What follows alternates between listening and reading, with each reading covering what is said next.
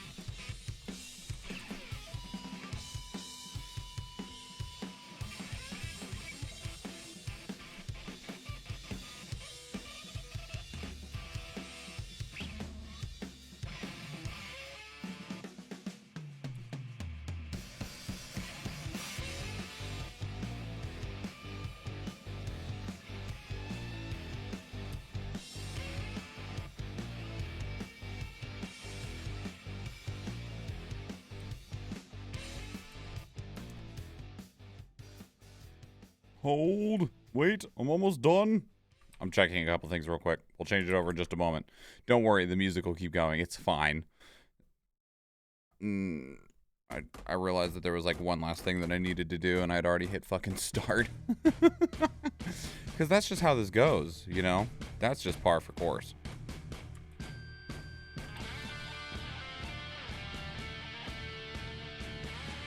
Do we have that one? We do. Okay. Nice. All right. Greetings and salutations, everybody. My name is MichaelSchwahn, and welcome to the stream. Today is Sunday, November 13th, 2022. I hope you had a good weekend. I hope that everything is going well for you. I hope that you're having a good time. I hope that you are staying safe and warm as we go into the colder months. Unless you live in the southern hemisphere, then I hope that it stays cool. I will admit that that's still really hard for me to wrap my brain around, that half the earth is in summer and half is in winter. I realize American, right? I was taught American shit, and they're just like, yeah, it's summer in the June months and winter in the December months. And it's like, yeah, okay. Yeah.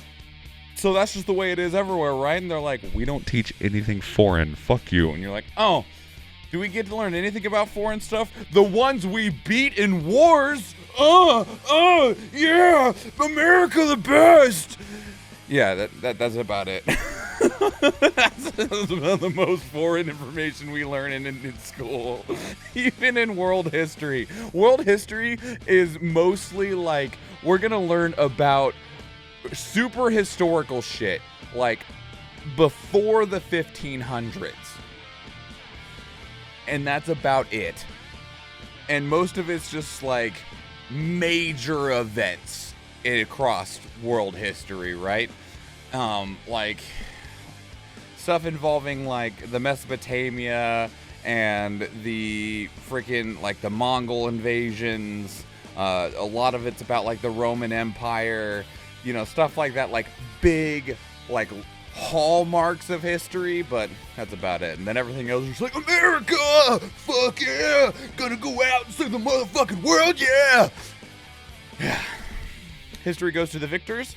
I have seen people say instead that history goes to the survivors, which I think that that's an interesting phrase, because if history always went to the victors, we wouldn't always know a lot of the things that we know.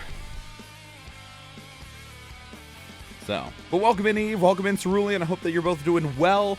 The plan today, we're going to check out some reactions. We have 8 today. I put 8 on the list because one of them I was really hoping that it would get at least one more trailer before it releases on Tuesday, and it didn't. So we're going to look at it anyway. I don't know if we're like, I might like do a whole like, oh, Athena, I love you, you're the best. And we're going to check it out anyway, because I haven't actually watched the trailer, and I want to watch the trailer because it looks like it could be really cool. But there's so little marketing on it, and that upsets me. And I don't mean marketing like nobody's talking about it. I mean, they literally put out a 60-second trailer and 6 screenshots, and that's it. But then the rest of it is all pretty normal stuff. The things that I'm going to be talking about is we got the Pokemans, which comes out on Friday. We got Evil West that comes out on the 22nd, so in 9 days. We got Gungrave Gore, which we already looked at before, and we're like, oh my god, this is going to be delightfully terrible, isn't it? That also comes out on the 22nd. The Dark Pictures anthology, The Devil in Me, comes out on the 17th or 18th. We have early access of a game called Zero Sievert, which looks like if Escape from Tarkov was a isometric pixel game that you played on Newgrounds. And a couple other things. So, and then afterwards we'll just hang out, play some Fortnite. If anyone wants to join in Fortnite, I am open to having friends play. I like not being alone, I will admit. What you say is pretty accurate. Yeah, thanks. Well, I hear quotes in movies and shows, history is written by the victors. It's because it's like, it's one of those like really bold statements to say of like why you can like say that a ruling power is wrong, of like, well, history was written by the victors and therefore the ruling class is evil because they did these atrocities and nobody knows because they wrote the history books. But for the most part, a lot of the atrocities across history are still shared, and that's why I think they go with that phrase of history is written by the survivors. With the poke and the mang and the Of course, now when I hear pokey, if someone just says pokey, it's like, oh, is that the pokey? I just think of pokey Maine.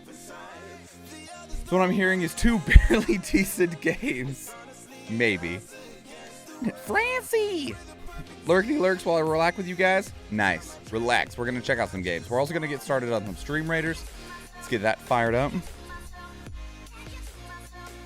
Poke-lols, that's fair too. But I hear poke-lols, whereas I hear pokey for Pokemane. But that could just be me reading shit like a dumbass. Francie where? It's a not France. Yeah, for those that are unaware, previously known as Francie Pants, that then changed their name to Francie, has changed their name again to not France. Not France. It's not France. You can't prove it. You saw nothing.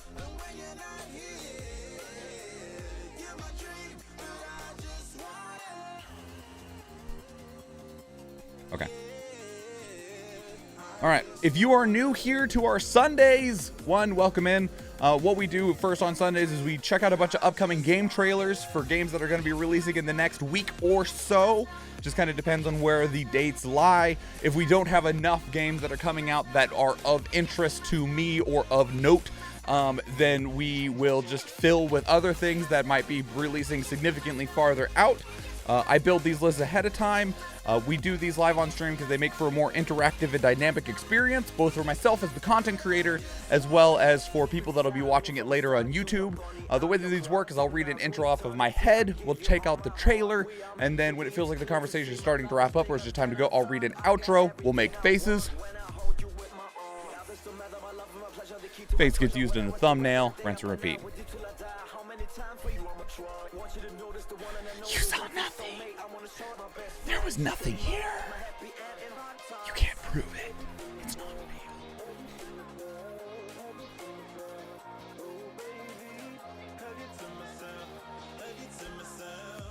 real. Also, real quick, another order of business that I can talk about now that I'm ready to talk about it. We are going to do, I'm saying this, we are going to do it. I'm doing it. Listen to me, we're doing it. Don't be a bitch. We're doing it. We are going to do an end of year gaming video. At least one, but there's more than one that I want to do.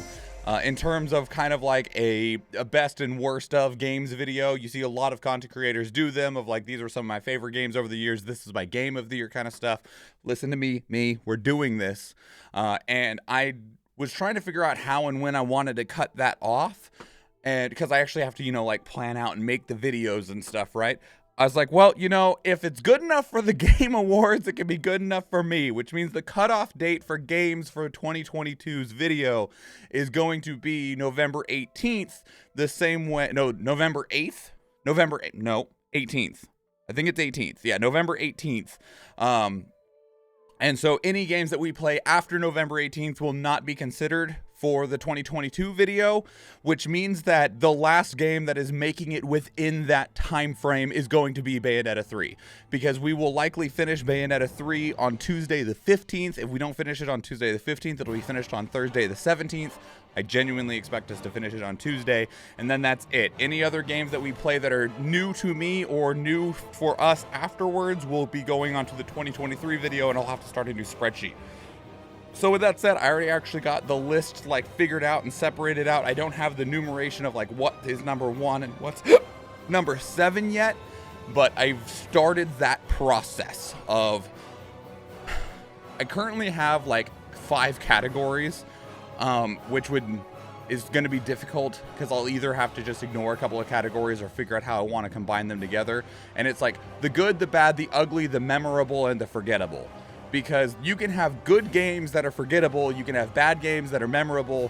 There's some games that ugly doesn't mean bad, it just means there was something ugly about them, and then of course good and bad. So there'll be more information about that as I continue to work through those processes, but that's going to be something that I'm starting now and will be released towards the end of the year, because that's how long I actually expect it to take, especially since this is my first time doing it. So there's going to be a lot involved with me kind of discovering my own process of how I want to do that presentation. Probably going to be a little rough because it's the first time, but it'll be a nice journey of discovery for me as a creator. So, the Schwahn Awards, where we announce our winners that have Schwahn in different categories. Yes. Man with most hats goes to... Probably not me. I'm sure there's somebody out there that owns way more snapbacks than I do, especially because there's sports people that just own like way too many fucking sports hats. I say that as somebody who owns just way too many fucking hats. And that said, that's not all of them. I've gotten more. They're hiding behind the curtain over there, waiting for me to decide when to integrate them and if I want to do a special showcase. And then there's more on the way. But that's a different conversation for a different day. Let us get started. I have too many Pokemon cards?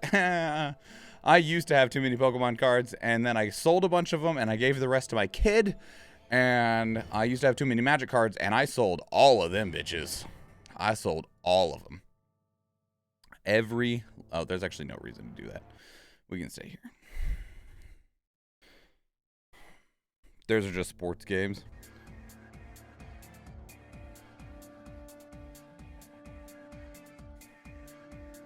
You know someone who has like 1,000 hoodies? Gross. That's... Where do you keep them? In fact, don't answer that. I don't want to know.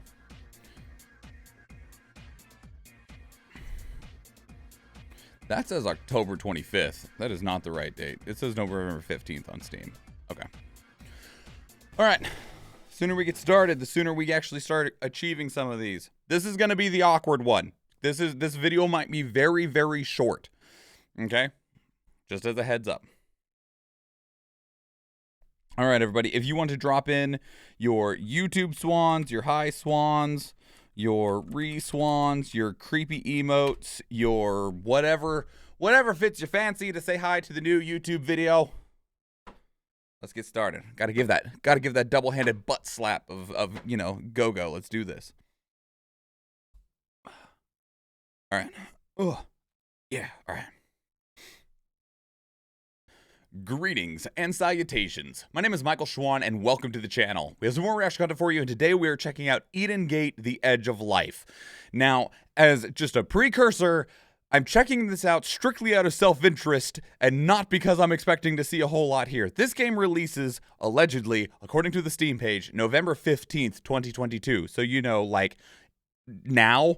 And the problem that I have, though, is despite combing YouTube and their Steam page and stuff, we have a 49-second trailer, which if you know anything about game trailers, that means we got like a 15-second trailer, maybe, because the reality here is that you always have like the scene where like it builds in or opens or whatever, and then you got to have like the page that we're paused on right now of like the logo and what platforms it's gonna be on and that kind of stuff, right? Which means that the actual amount of content that you get is much, much smaller. And the Steam page has 6 screenshots. That's it. We got 20 seconds of gameplay and 6 screenshots. But the reason I'm checking this out is because while I was trying to like figure out if I could find anything, what little bits I was seeing, I was like, I want to know what this is. And I have a feeling that after I get done looking at this, that I'm still going to feel like I want to know what this is. So we'll go ahead and watch the trailer and then look at that we can make this bigger. Thank you. We're going to go ahead and watch the trailer and then we can look at those 6 screenshots and then be sad. So let's begin.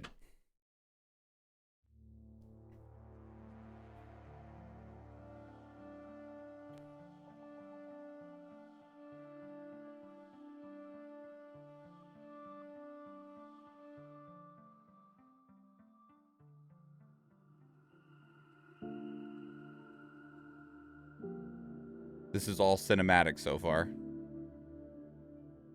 That's the game. How did I end up here?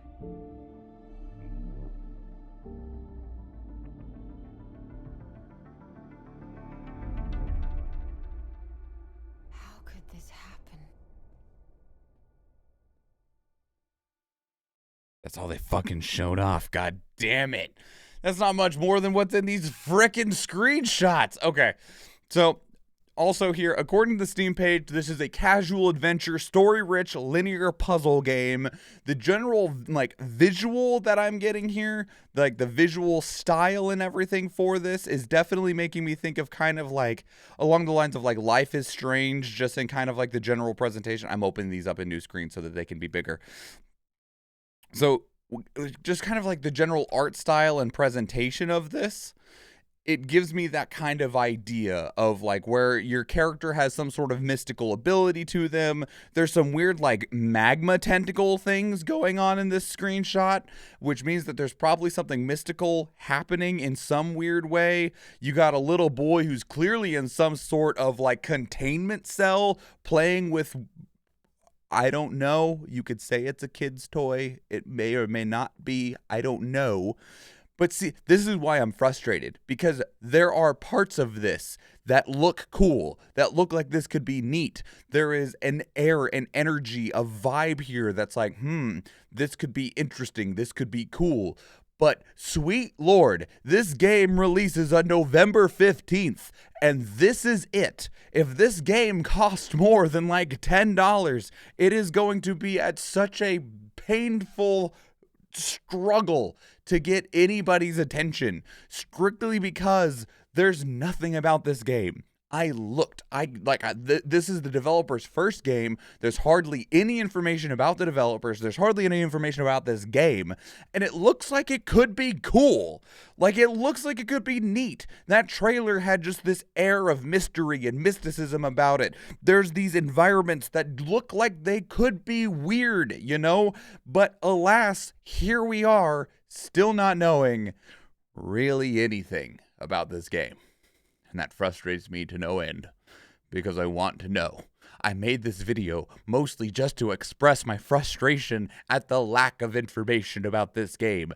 I understand indie developers, you may be developing a game and not thinking that much about marketing or making trailers or sharing information about the game because you're focused on making it. I understand, but so help me Lord, you need to put something out there. Something out there. You did a little bit, but I will tell you, it was not enough.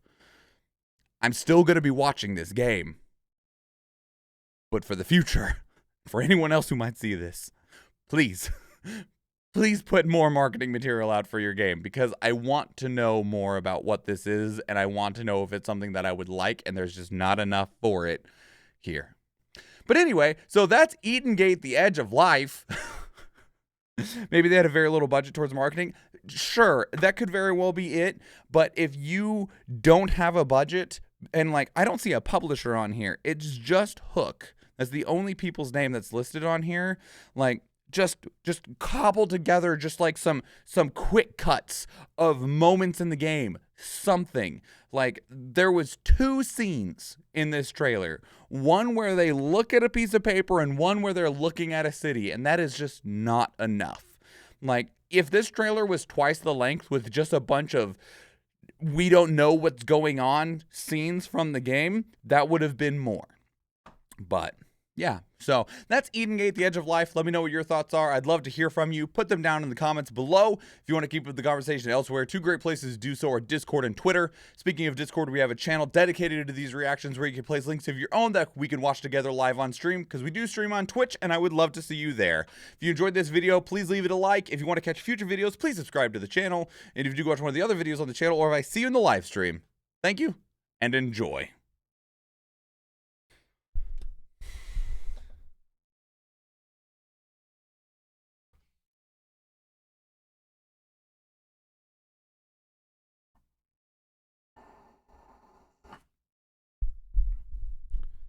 Help me. Help me. Please. All right, that's one. I knew that one was to be quick, so we can probably squeeze in another one before the Stream Raiders battle is ready. Yeah, we got 15 minutes. We can do it. Oh, I need to change hats.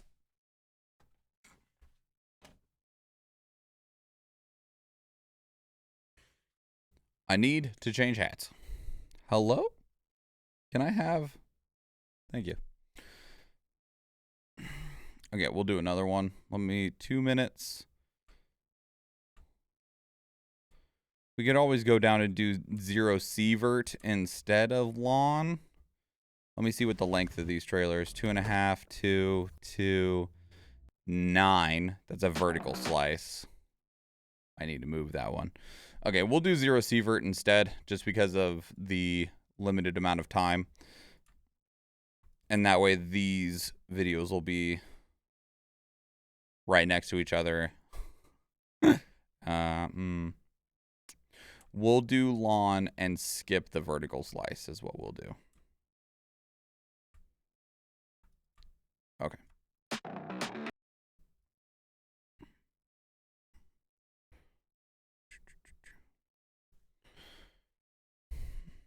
Move the vertical slice to the very end.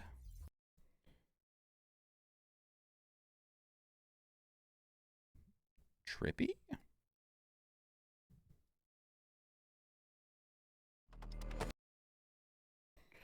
Do do do do do do do do do do do do do. That says wish list on Steam. I like to avoid those if I can. Okay. Okay. Here we go. If you would like, drop in your YouTube swans, your high swans, or whichever emote fits your fancy. There are still some on the screen, but you're more than welcome to drop them in again, or new ones.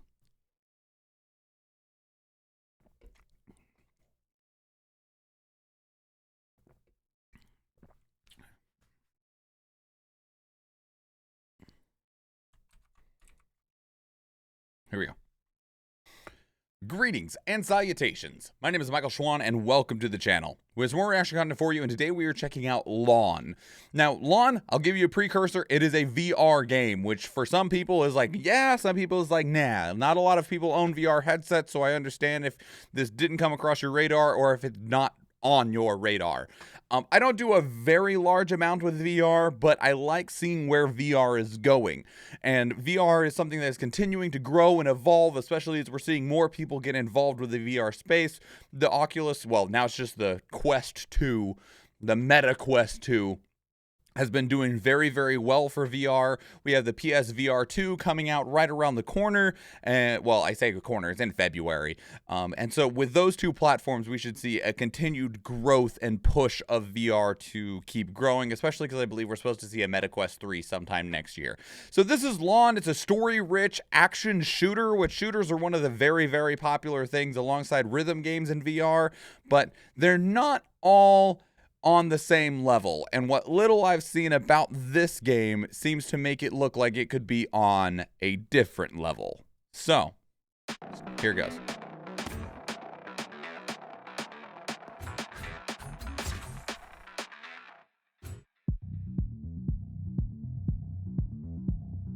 Like really strong cyberpunk aesthetics.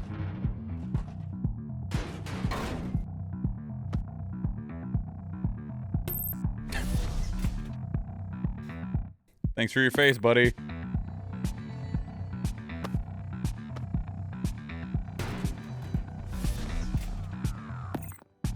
got like some stealth mechanics. Gotta have something to play with the physics engine a little bit.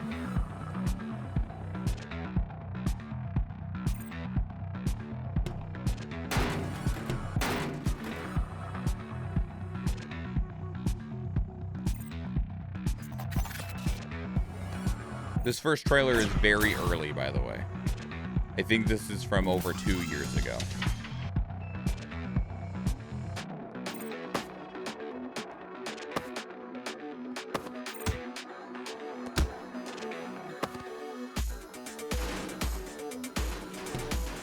Beautiful. It's got a very strong art direction to it.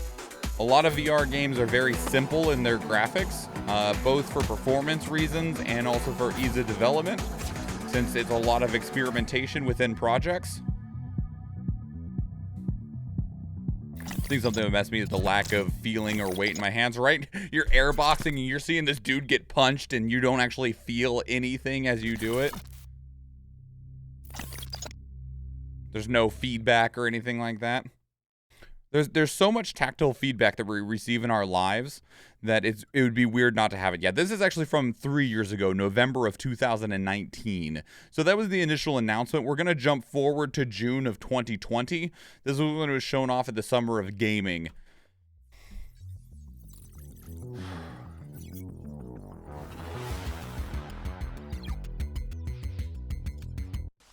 Humanity is under great threat. Every neuron, synapse, and receptor in the human mind is being modified. The rain's a little wonky. I I always think about like the amount of people that have issues with like motion sickness and like just balance in VR spaces. And so when you see these really like hypermobile VR games, this one isn't hypermobile. We've definitely seen some other ones where you are like flying around and stuff. This one's a little bit slower because of the way that your combat and movement works. But we just watched them leap over a gap, right? And like, I don't know how that'll work for a lot of people.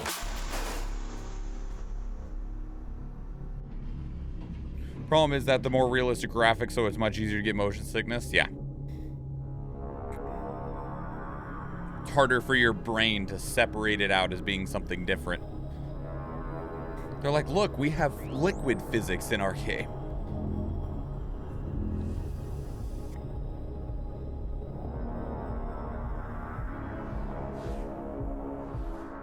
I see a bad guy in a tube over there.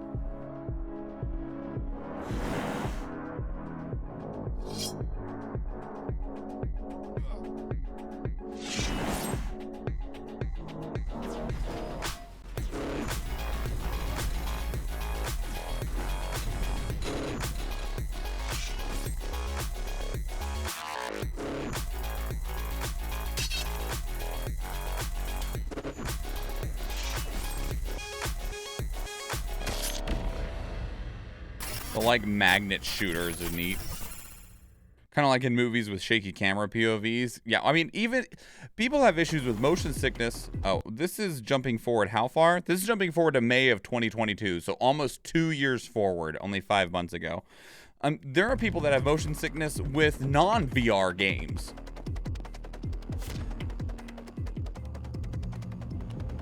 Especially first-person shooters. Or just first-person perspective games. Into last night. I need you to find out what happened. Still looking even better, though. Visually. Luna. Just seen things you wouldn't believe. Organization called Wuxin.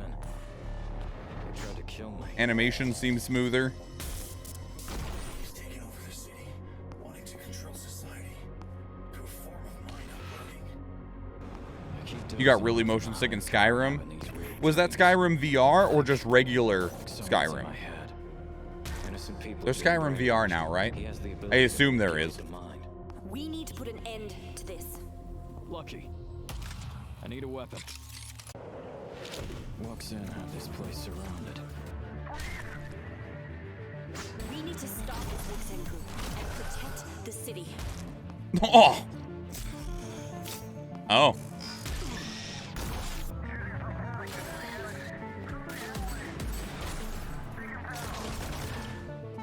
I do wonder a little bit how this game responds to faster movements. A lot of the movements that we've been seeing, the character here, they're very slow, right? We've not seen any like fast swapping around hands or fast slices. It's all been controlled slow movements. Like even the guns, it was like boom, boom, instead of, you know, fast target fires. It makes me wonder how the game handles those, or if it even does. This is a release date trailer from November 10th. So, you know, now. What is this place? Some kind of old nuclear facility? Yes, an old nuclear test site. Watch out for any remains of contaminated radioactive material. Is that necessary? Your HP bar isn't all the way down, so I'm just going to smack you against the wall until it is down. Be careful, and keep your wits about you.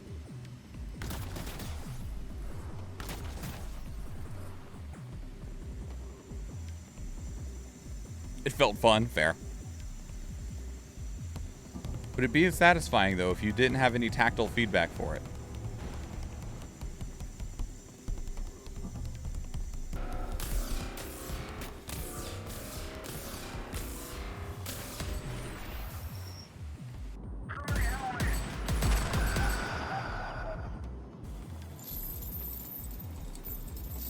Lots of movement in 3D spaces. This is also obviously a game that you wouldn't be able to walk around really while you're playing it. Maybe that's part of it, is that you are seated while you're playing this. People still have massive issues with that even being seated because the way our brains work.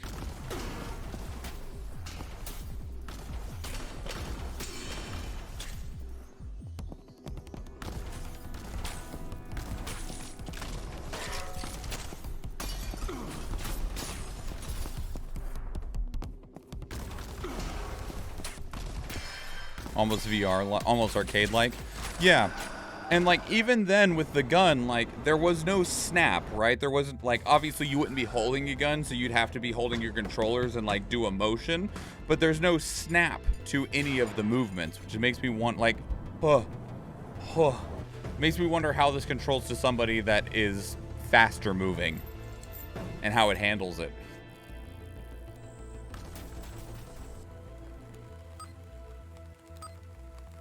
Because I can tell you from my own side of things that in a VR space, I want things to be responsive. And I don't just mean like the screen to be responsive to avoid motion sickness, but for a VR game to be immersive, if I pull my gun up to my shoulder, the gun needs to come up to my shoulder in real time is what I'm seeing.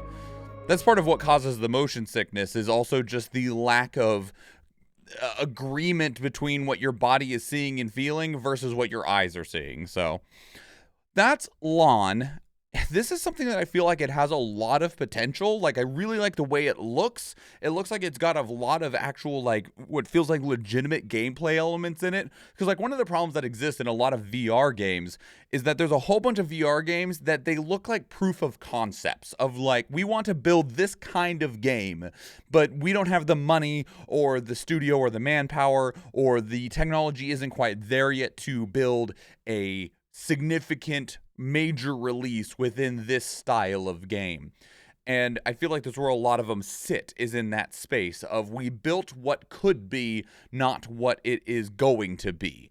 And with this, it feels like they're trying to build a more complete product, which I think is something that VR really lacks a lot, is things that are complete products, that are not just something that is procedural along the lines of like a rhythm game, or something that is very short and concise. Now, this still could be short and concise, but if it provides a complete experience, is something that I think that we're really lacking in the still very early, very developmental, and very exploratory phase of VR as a legitimate platform within the gaming environment.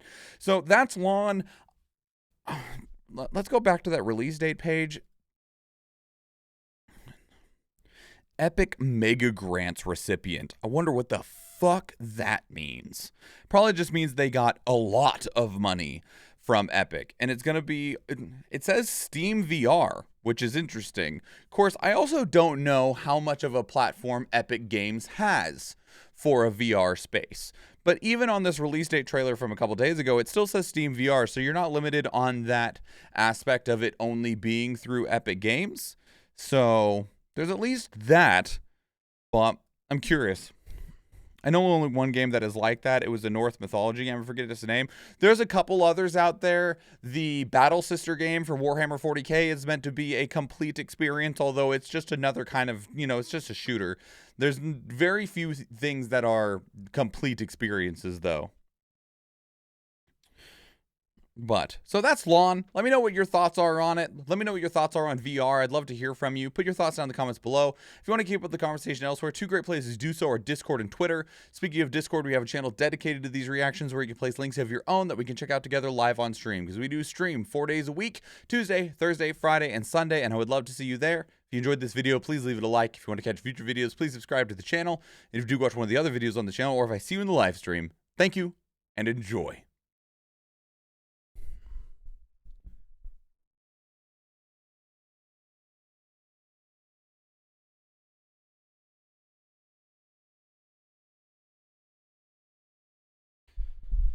All right, we should be at about the point for that battle, yeah? Yeah. 2 down, 6 to go. Oh yeah, 28 seconds. Look at that, baby.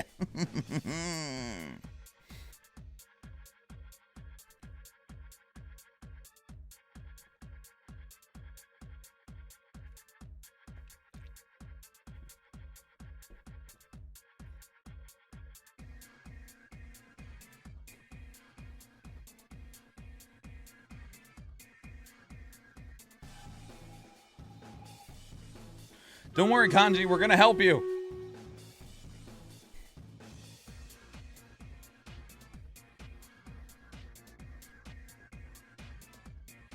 Don't worry, Kanji, we'll help you discover who you really are on the inside. While this battle's running, I'm gonna run and change my shirt. So I'll be right back.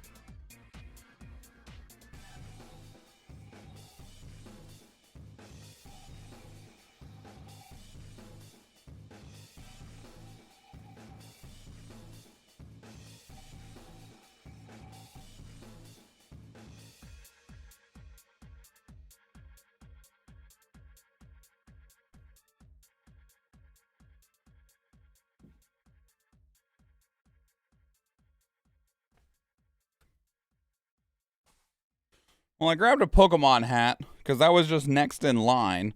So I guess that means we'll do Pokemon next. Change your hat too. I changed my hat for every reaction, Fanny. So you'll get to see many hats today while you're hanging out. Thank you for giving them their points back though, Athena. And welcome in, Fanny. Yeah, you'll get to see a new hat about every 15 minutes or so because I changed them for each reaction video that we record.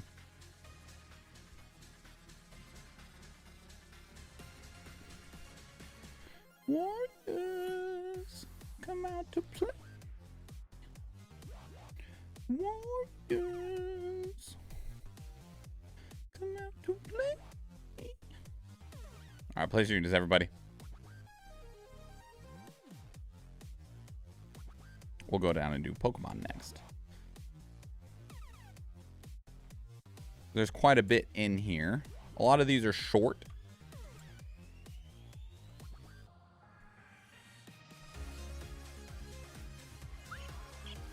The Schwahn of many hats. Lycan, welcome in. Hello.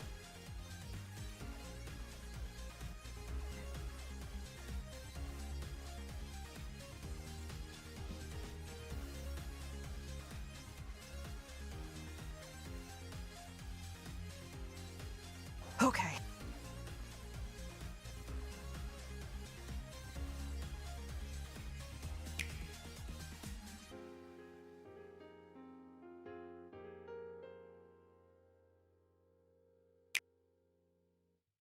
I'm just prepping these.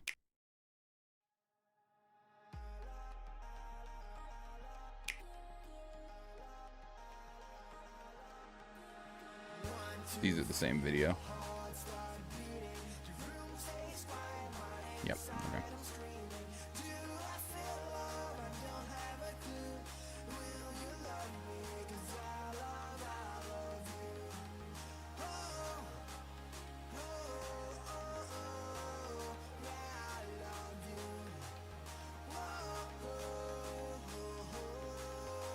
That one. That one's better.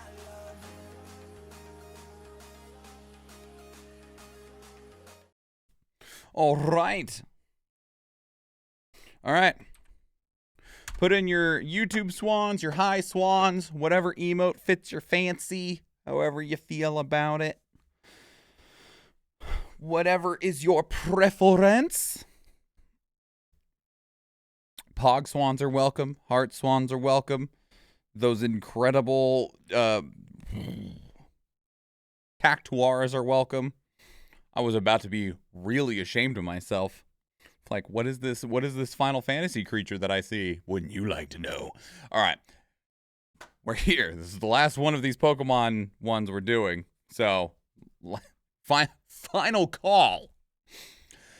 Greetings and salutations. My name is MichaelSchwahn and welcome to the channel. We have some more reaction content for you, and today we are checking out, for the last time before release, Pokemon Scarlet and Violet. I think I've put like 4 or 5 Pokemon reactions out because the amount of marketing they have put out for this game is insane. Which, like, I understand because it's Pokemon, but at the same time, my brain is like, did you need to spend all of this money on marketing? It's Pokemon. Like... Every single major mainline Pokemon game you release sells, not even exaggerating, like 25 million copies plus between the two versions, right? So, like, it's like, did you need to do that marketing? I realize you are the most valuable type of brand in the world. Like, it beats out Grand Theft Auto, beats out Red Dead. Pokemon is worth like $90 billion or some comical amount. They make so much money. Everyone knows what Pokemon is. I don't, it's like, did you need to put out literally like 20 trailers? I'm not complaining because it gives me stuff to do on this channel here, but at the same time, wow. Anyway, so we have, I'm not joking, like 8 more trailers to watch before the final release. We also have the official trailer that is the final one that came out. Well, I'm sure there'll be more because of course there is, that came out just a few days ago. But we're going to jump all the way back to a month ago, October 12th, and we're going to be introduced to the gym leader of the what? I don't know. I'll just hit play. Shut up.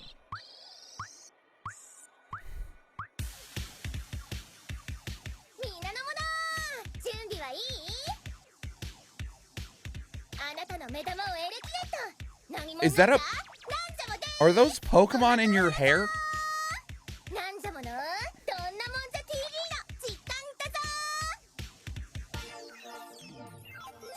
Do you have little Magnemites in your hair that you've painted pink and blue?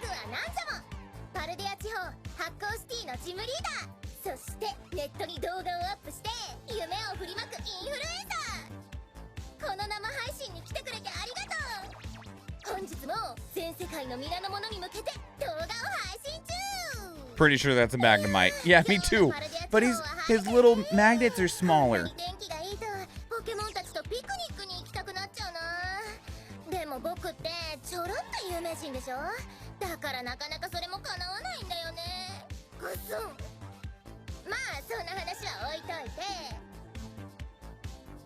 Her jacket looks really comfy. Ugh, a live streamer. A live streamer that's a gym leader.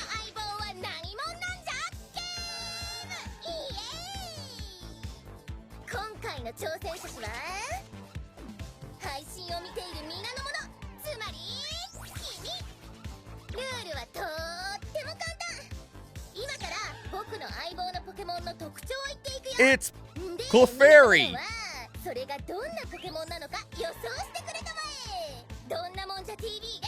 If your partner isn't the Magnemites that live on your head, I'm going to be upset.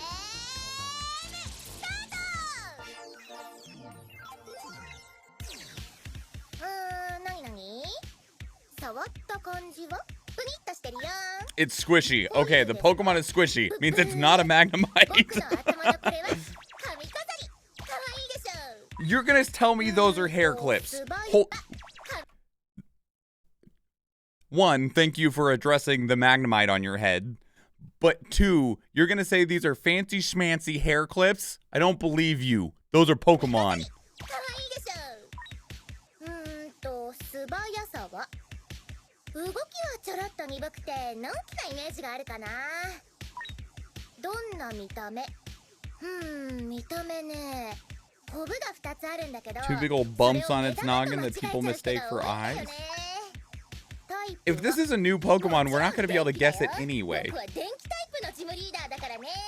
Wait, are そうそう、電気といえば体が伸び縮みしてお腹で発電するんだよ。そして何より超キュート。ま、僕の相棒だから当然だけどね。さーて、ヒントはここまで。僕の相棒のポケモンわかったかな？気になる答えは次の配信で。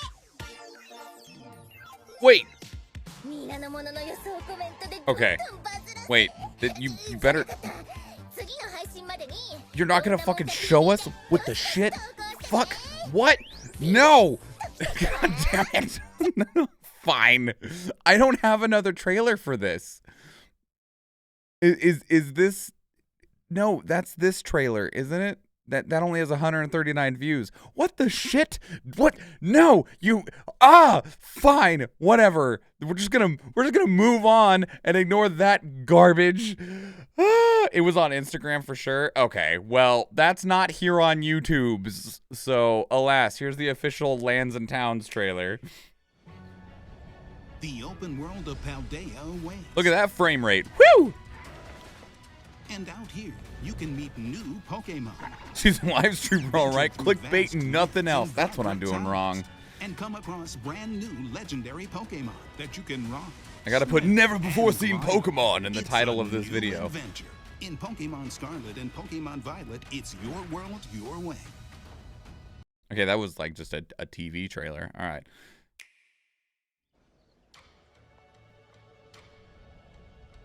I never think of trailers being for TV anymore. I can't wait to get started.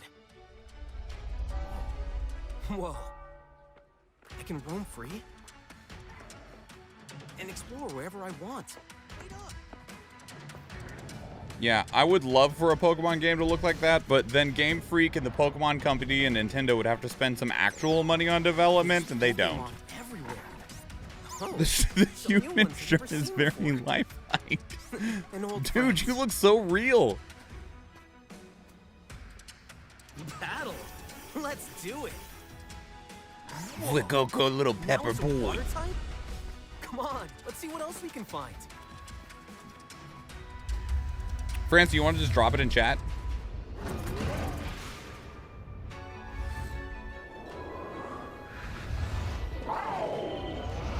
That said, actual Pokemon would be terrifying if they were real. Catch, battle, and train in the newly evolved open world Pokemon What was one of the starters a Adventure. Pikachu for one of the other humans? Because my you world, have to have my way. Pikachu In now. Pokemon Scarlet and Pokemon Pikachu is Violet, not optional only when on it comes to Nintendo Pokemon Switch. marketing, ever. Okay, thank you for the link, Francie.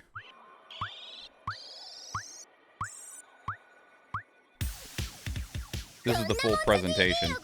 Let me get to the end. Okay, no, this was not the full presentation. This is just another long-ass fucking trailer featuring this streamer.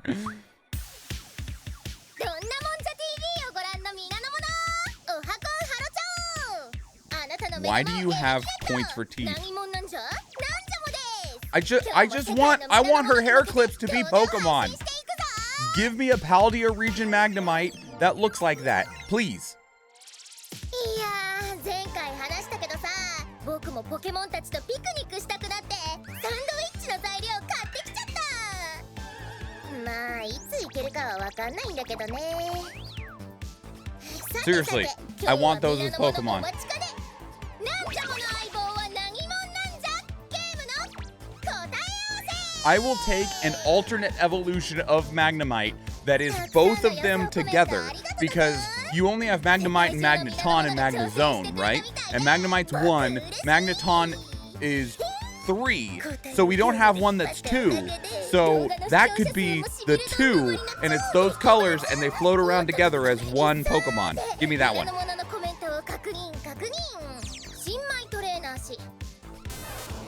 もしかしてピカチュウですか？ちょっと違うんだな。でも同じ電気タイプだよ。グレックルマニア氏。グレックルかな？ No, it's not Krogunk. 確かになんとなく似てるかも。持ち物は磁石。 And Magnezone is just a UFO. Yeah. So yeah, we need that as an alternate evolution for Magnemite. ちょっと待っててね。ダメだね。まだ正解は見せないよ。すぐに見せたらもったいないし。じゃあもう皆の者。Magnetone? I'll take it. Magnetoon? Wait, what'd you say? Open those eyes wide like a Magnemite? Those are Magnemites! 皆の者お待ちかねの正解発表。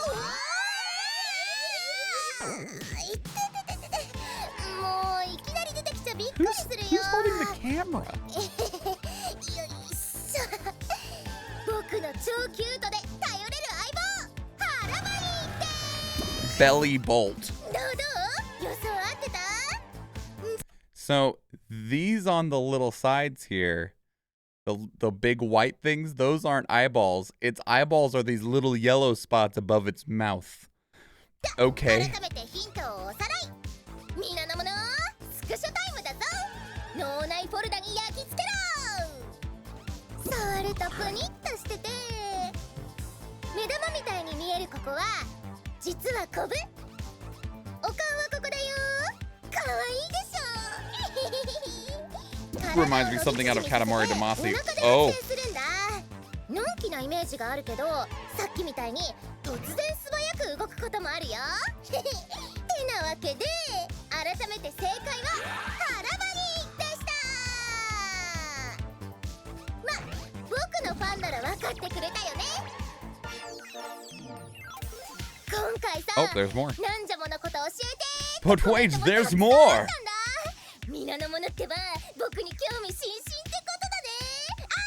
さすが僕、バズりまくりの人気者。でもこれ Oh, me too. I'm a lean, mean, streaming queen. チャンネル登録者数も上がるってことなのでは？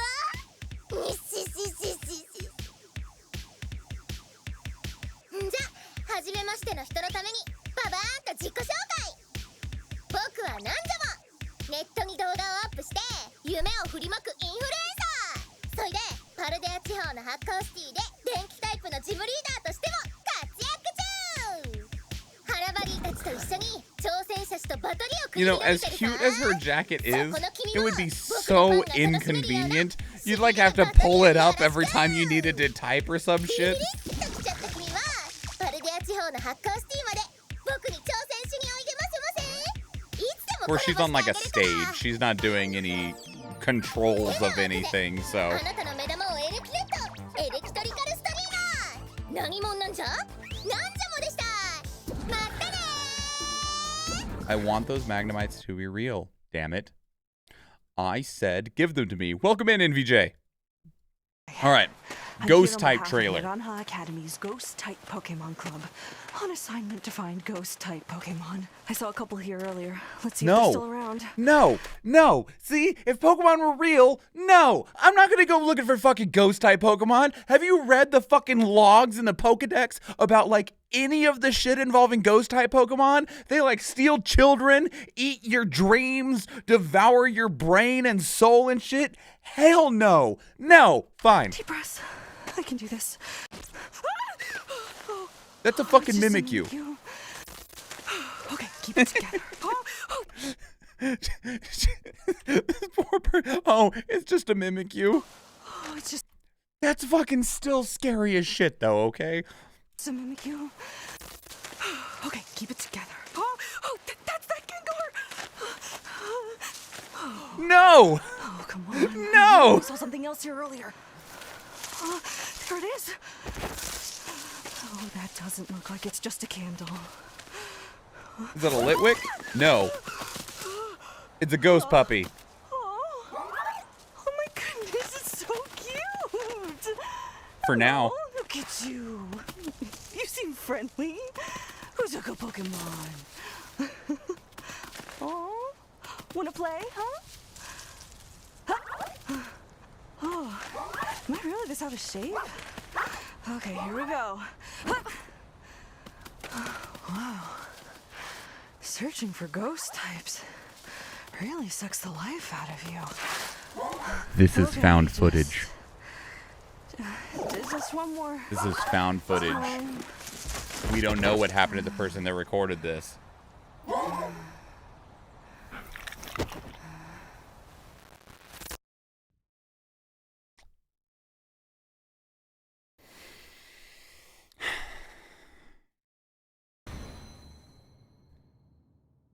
Here's the actual trailer for that Pokemon.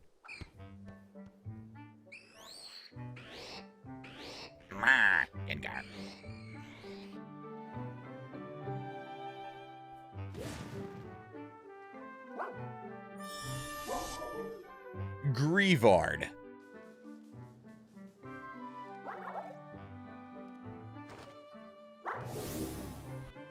He's cute. And he steals your life force.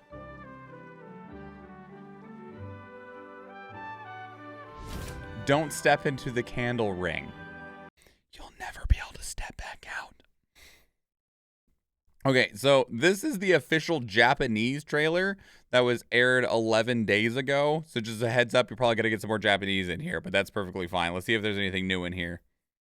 The lights don't burn, just oxygen. That's horrifying. Thanks for that. I'm going to go cry now. Real quick, actually, I want to check, just to double check that this trailer and this trailer, nope, not this one.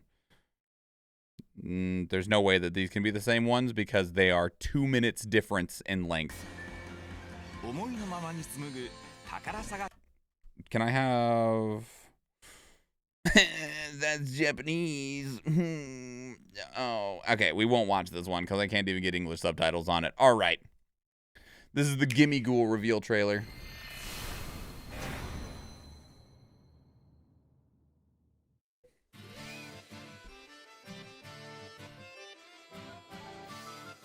It's got a 2-minute awesome outro song. I'll be okay. Oh. It's a mimic.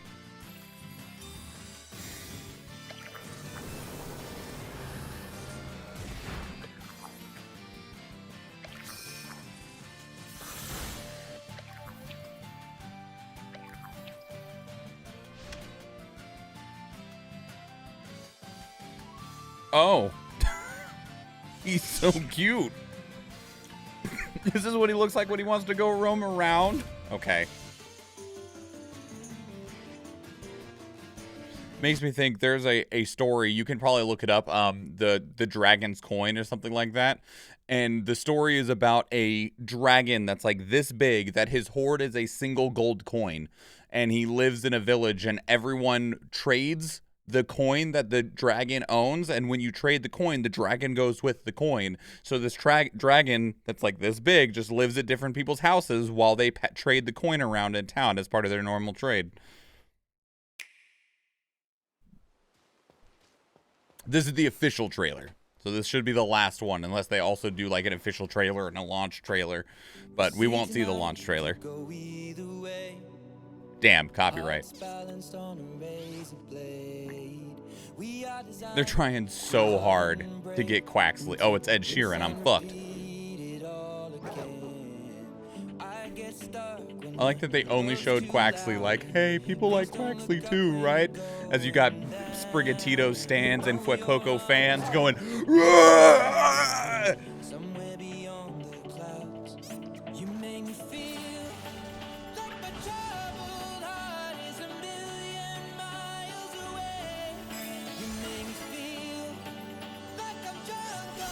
All this Quaxley propaganda. No. Poor Quaxley.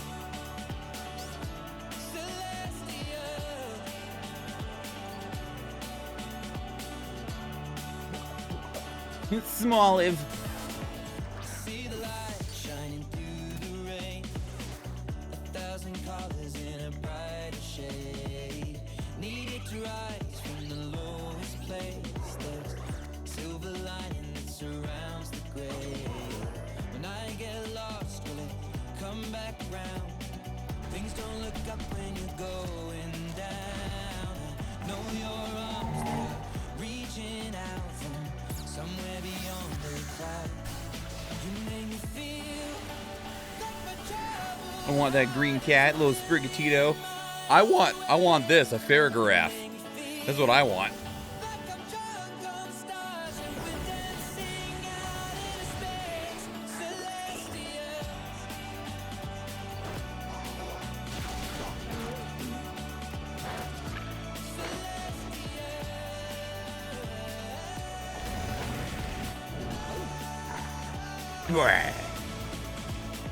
We were made Little fire croc. nothing more than this. Finding magic in all the smallest things. The way we notice, that's what really Her matters. freaking hoodie. Make tonight go on and on and you make me feel we were made to be nothing more than this. Finding magic in all the smallest you make me feel the way we notice, that's what really matters. Let's make tonight go on and on. Even Pokemon has a glider now. Like my troubled heart is a million miles away. You make me feel like I'm drunk on stars and we're dancing out in space. Celestial.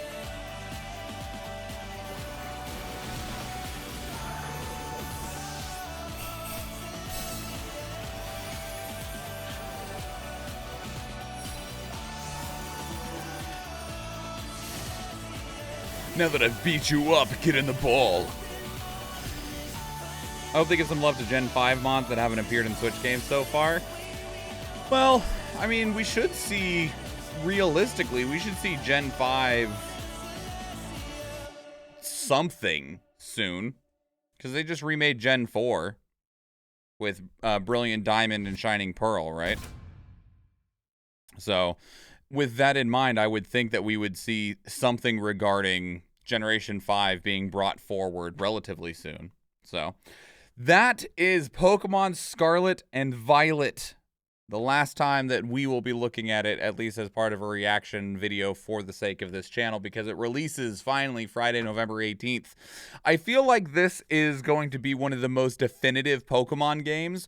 The reason I say that is because Pokemon Sword and Shield was the first mainline game that came to Switch, that came to consoles after them being on handhelds for so very long. But so much of Sword and Shield felt like it was not originally meant for the Switch. It felt like they were originally developing it to be another game on the 3DS, and then it got moved to the Switch. And I do believe I recall that actually being true, but I don't know for absolute certain, but I do recall hearing that. And whereas Pokemon Scarlet and Violet are built from the beginning for the Nintendo Switch, and I feel like that shows a lot when we're looking at this compared to what I remember looking at for Sword and Shield.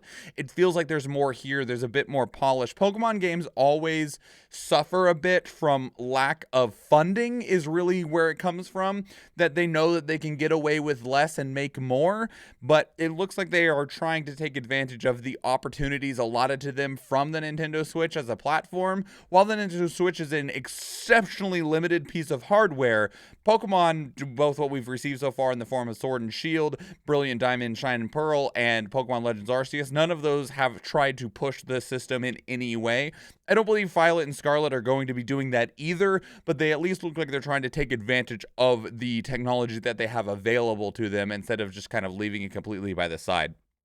I really like the look of these a lot, especially after not liking the look of Sword and Shield. These games look really good. Like it's still Pokemon, right? So I don't believe we're reinventing the wheel, although they did really do a lot of innovation when it came to Pokemon Legends Arceus, but I don't believe that is what we're going to see here. So with that said, I would love to hear where you're sitting. Are you just a massive Pokemon fan? You don't care? Are you someone that's still upset over Dexit and the development issues and the graphical limitations that we saw in Sword and Shield?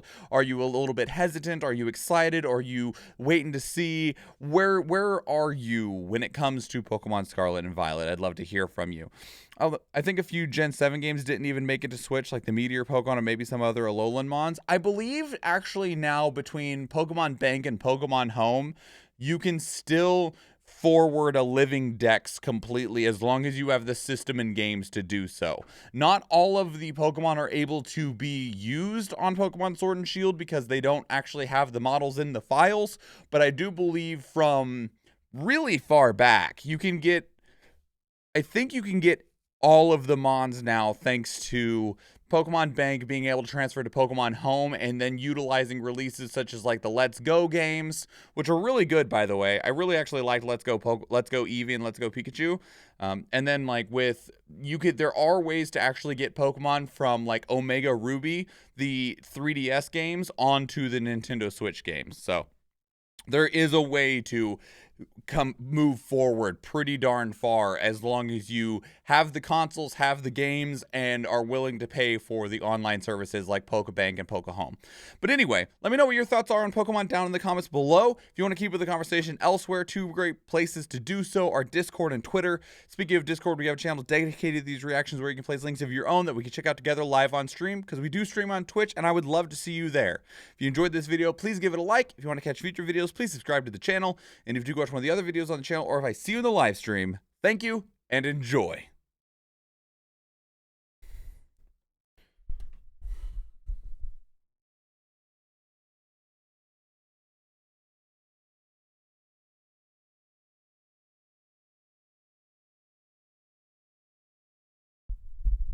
Personally, I haven't cared about Pokemon since Fire Red, but I do love Weedcat and need their evolutions to stay on 4 legs.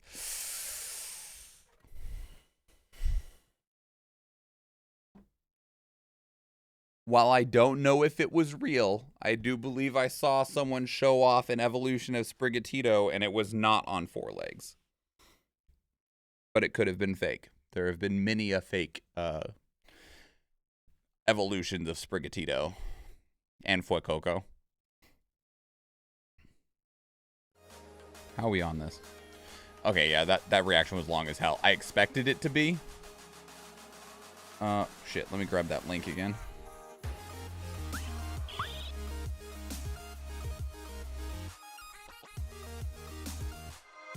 I don't know if it was actually real or not, Fanny, but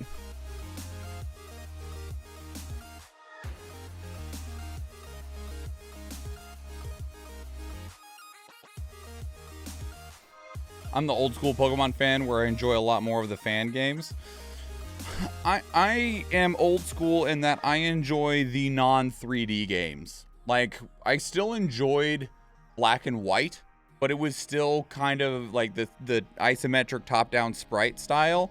Once we got to Sun and Moon and forward, where we kind of moved away from the 3D space, moved into the 3D space, I didn't enjoy it as much. But it's interesting, though, because there are really, really good 3D Pokemon games, but they're not mainline games. Like, I still attest that one of the best Pokemon games are the 2 3D Pokemon games on Nintendo GameCube. Pokemon Colosseum and especially Pokemon XD Gale of Darkness are incredible Pokemon games, and they're all in 3D, but they're definitely different from the normal Pokemon formula, and I think that's a large part of it.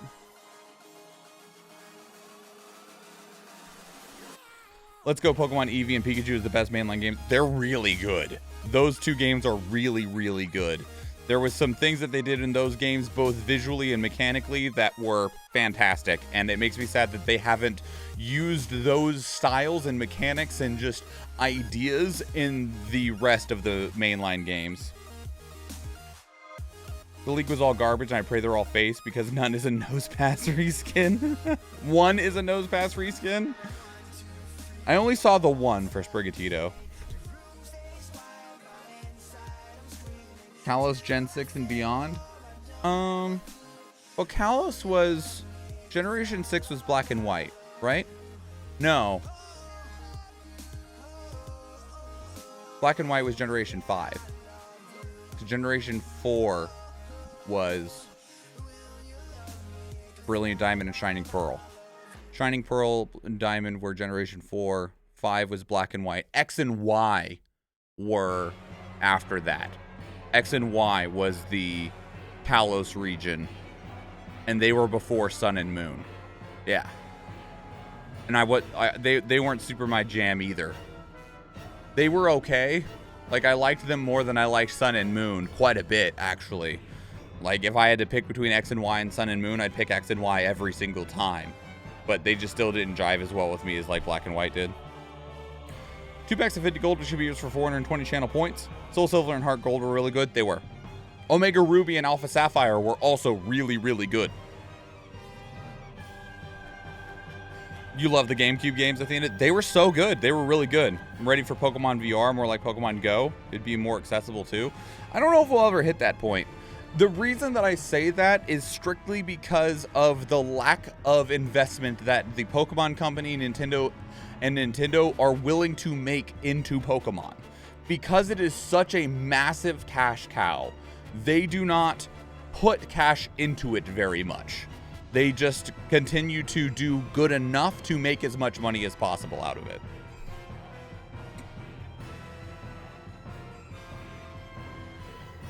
The Dunwich Beast. So 3 was Ruby, Sapphire, and Emerald with Rayquaza. Yes. Pearl was Groudon and Kyogre? No. Ruby and Sapphire are Groudon and Kyogre, which is in Gen 3. Emerald, which was Rayquaza, was the 3.5, which was still part of Gen 3. Because for the longest time, remember that they were doing 2 plus 1, 2 plus 1. So you had red and blue and then yellow, which was still all Generation 1. You had gold and silver and then sapphire, which was all Generation 2. You had ruby and sapphire and emerald, which is all Generation 3. You had diamond, pearl, and platinum was Generation 4. You had black and white, and then black 2 and white 2, which were all Generation 5. And then they stopped doing that because we had X and Y, and everyone thought Z, especially since Generation 5 has a Pokemon named Zyogre, which was a really important Pokemon within the generation, where like Generation Z is going to have a focus on a legendary Zyogre, and that didn't happen. And then Sun and Moon, they got Ultra Sun and Ultra Moon, but it didn't. So we did have that, and then from there we got did it go from Sun and Moon to Sword and Shield? And then we didn't get people were like, Sword and Shield and Bow will be the third one, but instead we just got a fucking expansion. Thank you so much for the lurk, Fanny. Thank you for hanging out and chit-chatting. I appreciate it a lot. I hope you have a good evening, and I hope that your stupid adulting goes well.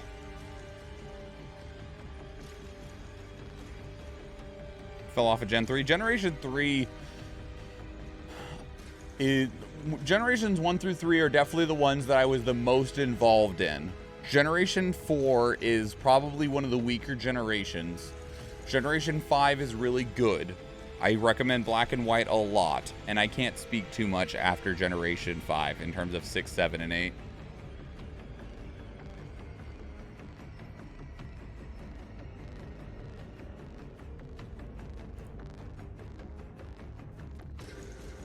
Okay. We continue forward. Oh, I did change hats. Okay.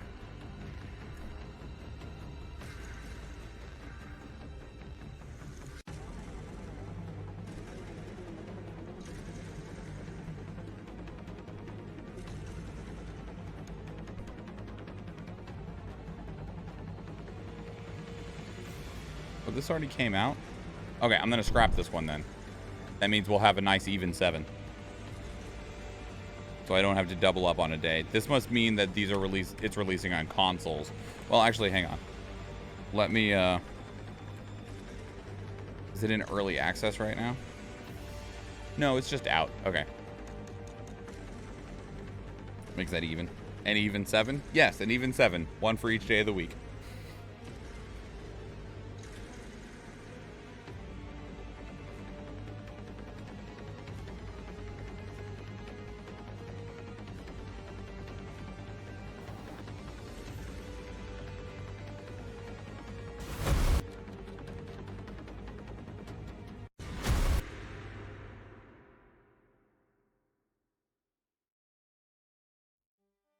I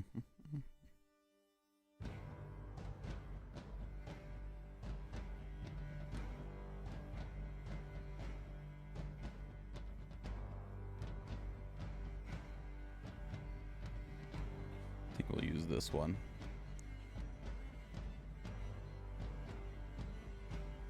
Is that the correct date? They must have moved. Did they move it up a week? They did. They moved it up a week. I won't use this one because that date isn't correct. They moved their early access up a week. Can I get rid of that shit on the screen?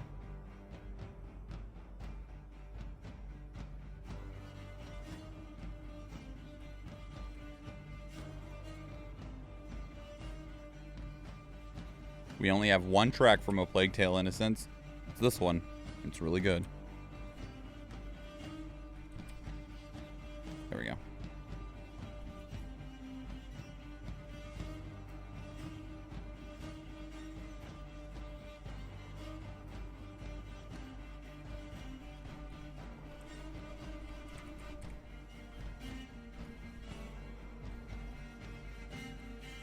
I had a lapse after Gen 2. I didn't have portable consoles until late. Returned with black and white and played catch up backwards.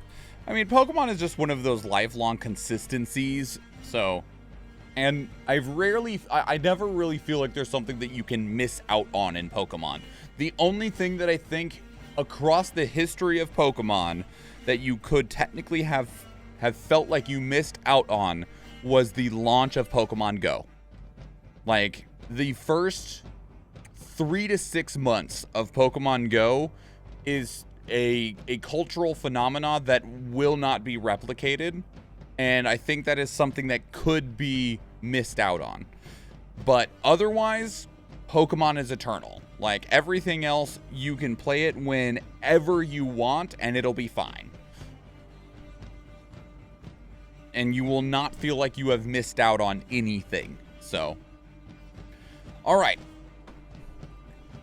Put in your YouTube swans or your emote of choice, and we'll get started.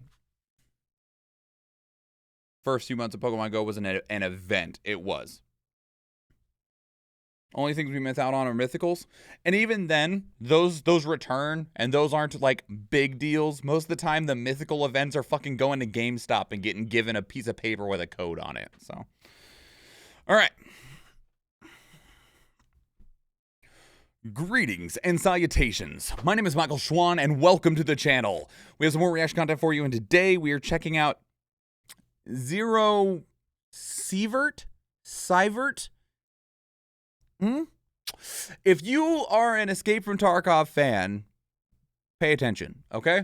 Because I've been seeing some people talk about this game because Escape from Tarkov is in a bad way right now, and we're all like looking for something else to give us that fix, you know?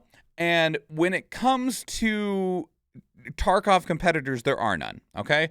The Cycle Frontier, it tried, it did not do good enough and really get the energy of what Tarkov has right. And I don't necessarily believe that this game will, but I think this game might get close, okay? And Sievert, thank you, Athena. And so we were really hopeful for the DMZ mode in Call of Duty Modern Warfare 2, and while I think it has a lot more potential than people are giving it credit for, I don't necessarily believe that it will be a Tarkov competitor. But this, despite what it's going to look like, I think this has a chance not to be a Tarkov competitor, but to be something that will feel like Tarkov in a way, okay? And I'll let you see for yourself why I say that, of that it won't be necessarily a competitor. But so this is Zero Sievert.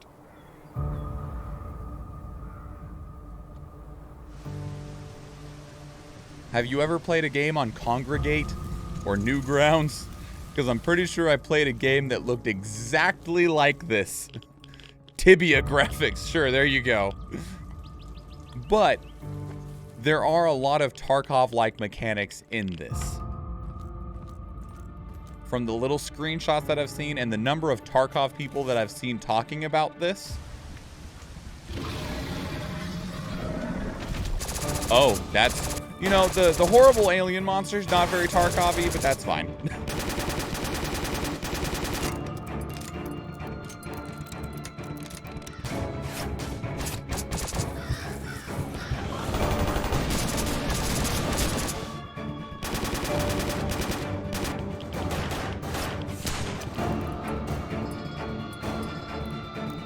biggest question, is it single player? I have the Steam page.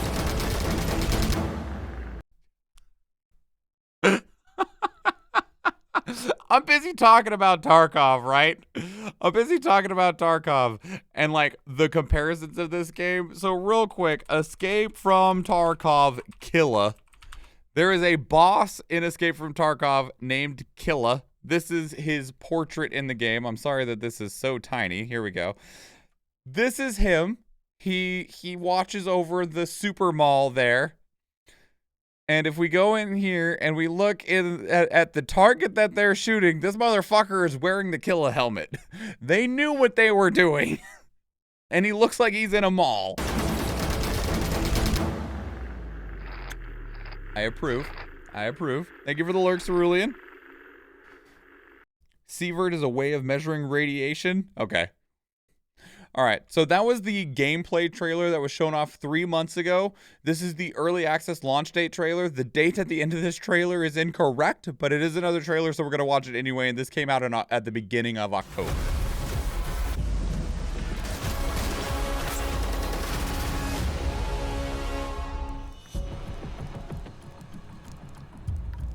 They even use rubles.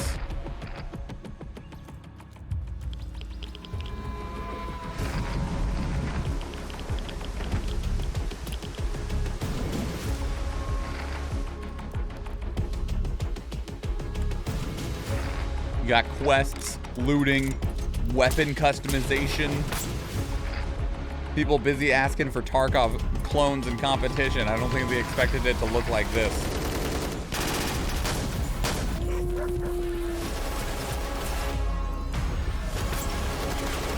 Someone's response to Tarkov not being updated enough. In Tarkov's defense, the developers originally made Escape from Tarkov to be a browser video game, and they are based in Russia, so there's a decent chance that they're busy trying to avoid conscription into the Russian military.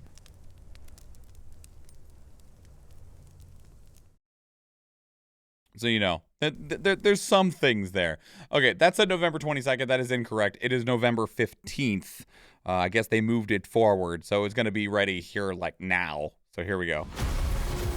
I don't blame Tarkov, other people do. I mean, people are... Yeah, people are people.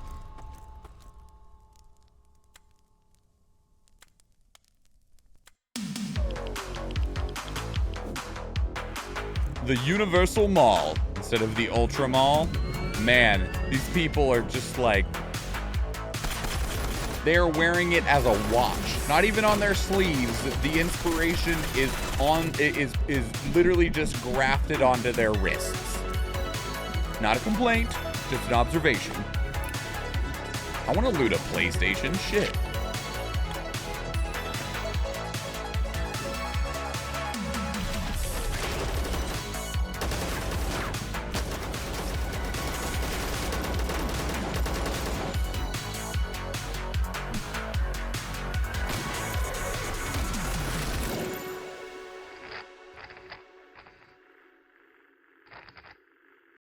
Please have quick looting. Yeah, that song was fire. Okay, so Zero Sievert, it releases into early access on November 15th, 2022. It says single player, Eve, to answer that question that you had. I don't know if they might add multiplayer in later. I could definitely see that being a possibility. What do we have in access of what is going to be in? They don't have an exact date in mind for how long early access is going to run, but they expect for at least a year. The full version will have more maps and levels, more weapons and customization, and we're leaving options open for additional features and control setups. So maybe the idea of it coming to consoles one day, being able to use a controller, or features such as potentially like something like multiplayer. It doesn't have a price right now, but they expect the price to go up on launch. At early access release, the game will have 5 procedurally generated maps to scavenge, over 150 weapons and weapon customization options. The modular quest system has already been implemented, representing the core systems and gameplay loop. So, and they're planning on involving the community's feedback. So then they already have a Discord server of over 20,000 people. Wow. Okay, I literally just discovered this fucking game, right? Like, I discovered this as part of checking what games were coming out in the next week, so I had no idea anything about this. I'm a massive fan of Escape from Tarkov. Like, I really, really love the game a lot. It has its issues. I can't refute that, but I do think that the game is unlike a lot of anything else that's out there that's available to be played. And while there are lots of people that want to replicate it because of its uniqueness, it's a very difficult formula to replicate. And I think the direction that Zero Sievert or Cabo Studios has taken is a way to replicate it without the immense amount of years of effort and work that have went into Escape from Tarkov. Because Escape from Tarkov is actually a very good-looking game. While it does have some issues that exist within its operation, it has a lot of optimization issues, it's a very, very good-looking game in a lot of ways.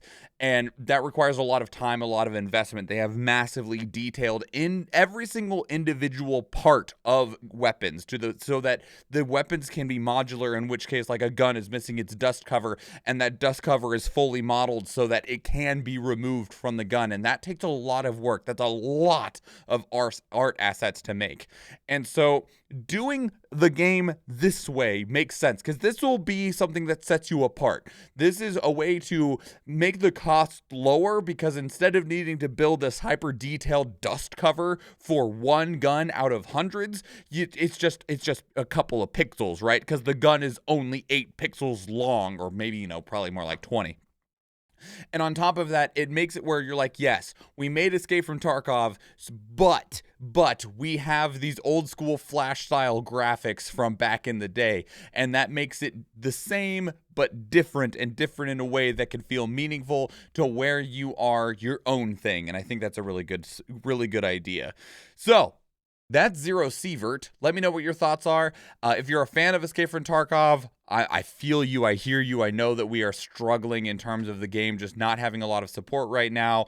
But where do you sit on this kind of take? It doesn't have the multiplayer in it, so that might be a pro or a con for you. But let me know. Put your thoughts down in the comments below. If you're not fan or player of Escape from Tarkov, where is this sitting with you? Because, I mean, it's going to be very different for someone who is a big Escape from Tarkov fan and someone that is not. So I'd love to hear from you as well. If you want to keep up the conversation elsewhere, 2 great places that you can do so are Discord and Twitter. Speaking of Discord, we have a channel dedicated to these reactions where you can place links of your own that we can check out together live on stream, because we do stream on Twitch, and I would love to see you there. If you enjoyed this video, please leave it a like. If you want to catch future videos, please subscribe to the channel. And if you watch one of the other videos on the channel, or if I see you in the live stream, thank you and enjoy. Sorry, I had to burp so freaking bad in that outro. Holy Lord.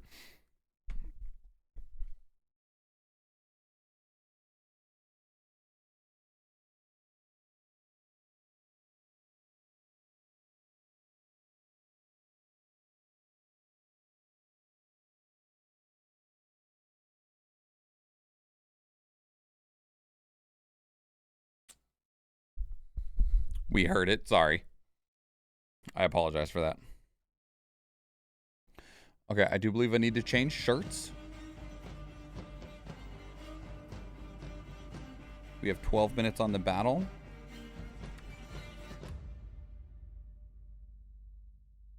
We can do Gungrave Gore in that time. Okay, I'll be right back.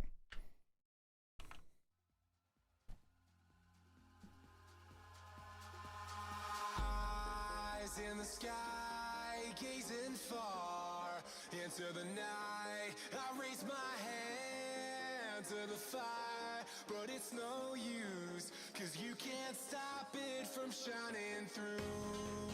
It's true, baby, let the light shine through. If you believe it's true, baby, won't you let the light shine through for you. I don't blame Tarkov, but other people do. Yeah, it's true. Which, interestingly enough, there are one of the largest Escape from Tarkov content creators. His name is Pestily. He's out of Australia. He's won many of Escape from Tarkov tournaments, put out hundreds of guides, massive amounts of streams and stuff. He's been one of the largest creators for years. He's very close to the developers, to the point that he actually has the CEO and lead director of the game, Nikita. He has his personal phone number. And he actually put out a Q&A video with Nikita, like, yesterday or the day before, and to, like, you know, people have a lot of questions, concerns, and stuff like that, and that's very understandable, and I get it. But the interview was very interesting in that all of Nikita's interviews have been done in two places. In one particular room at the studio at Battle State Games, or in one particular room at Nikita's house. Those are the two places that we've always seen Nikita. This time, we saw Nikita in neither of those places, and it was just a white background room, and he was working on like a laptop, and it's like, where are you at right now, Nikita? Maybe you don't want people to know where you're at, actually. Oh my God! Yes! Hang on. We'll get to this in just a moment. Put in your YouTube swans, everybody.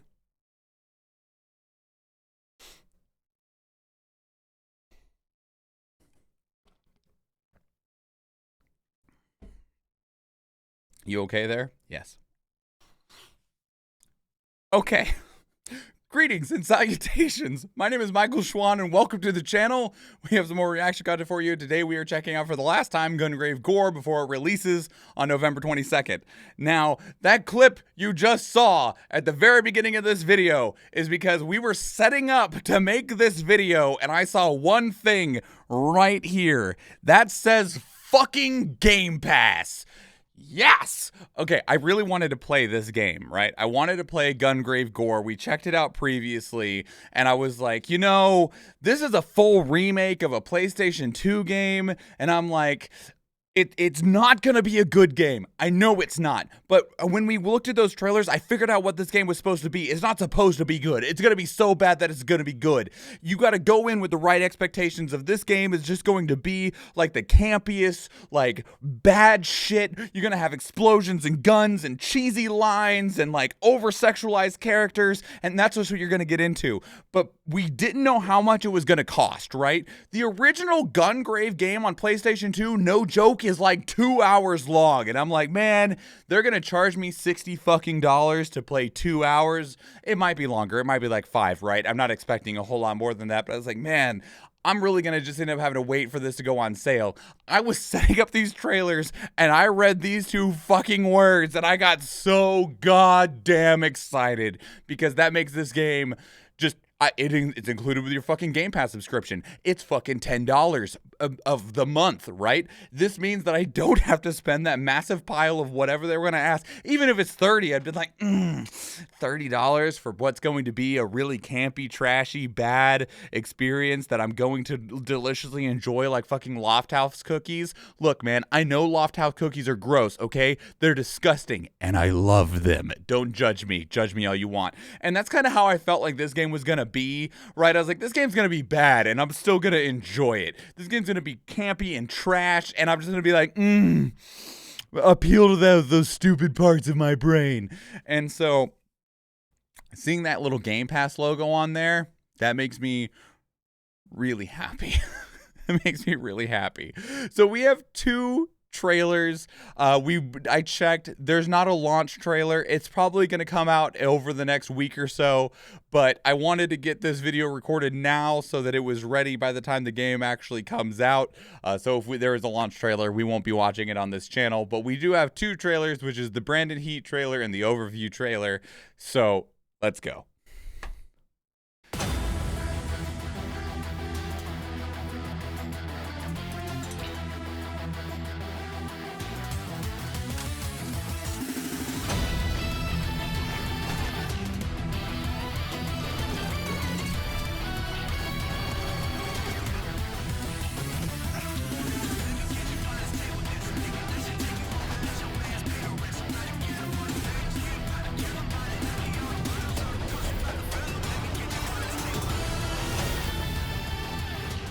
So that's the dude that comes in and kicks the shit out of the freaking anime girl in this trailer right here. I didn't realize that you got to play as him. I expected him to be like the main antagonist or some shit. All right, anyway, this is the overview trailer.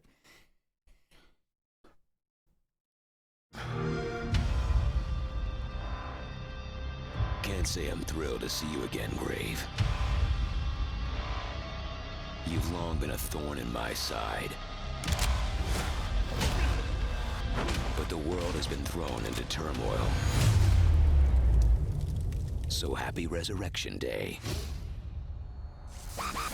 So is it technically like a The sequel Raven Clan, instead of a notorious drug cartel, remake? is spreading a dangerous alien drug across the globe. They call it the Seed. They believe that the Seed is the key to controlling all humanity, and they've infected countless people with it already, including me.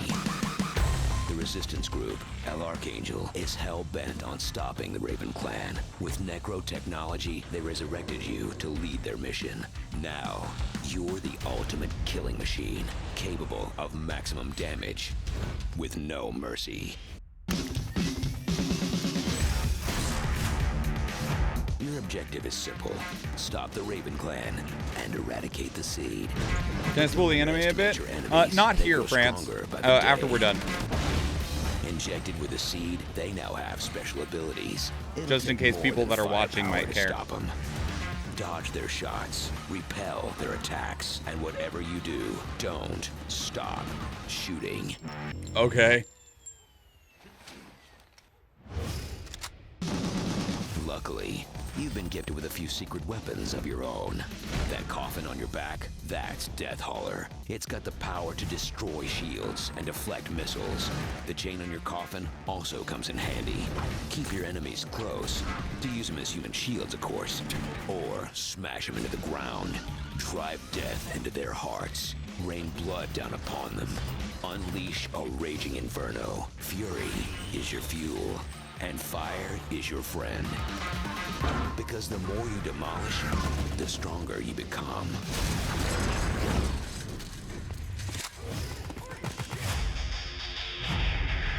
This game's gonna be awful. Travel far and wide to stop the spread of the Seed.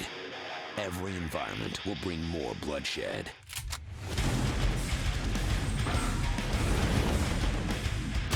If you survive the barrage of never-ending enemies, you'll reach Scumland, an island that mysteriously rose up from the sea. Inside the walls of Scumland, the train only goes one way, deeper into the chaos. Enemies lurk behind every corner, and at the center of it all are the ruthless leaders of the Raven Clan. And the only way to protect Mika and exact your revenge is to go through them. You were resurrected for a reason.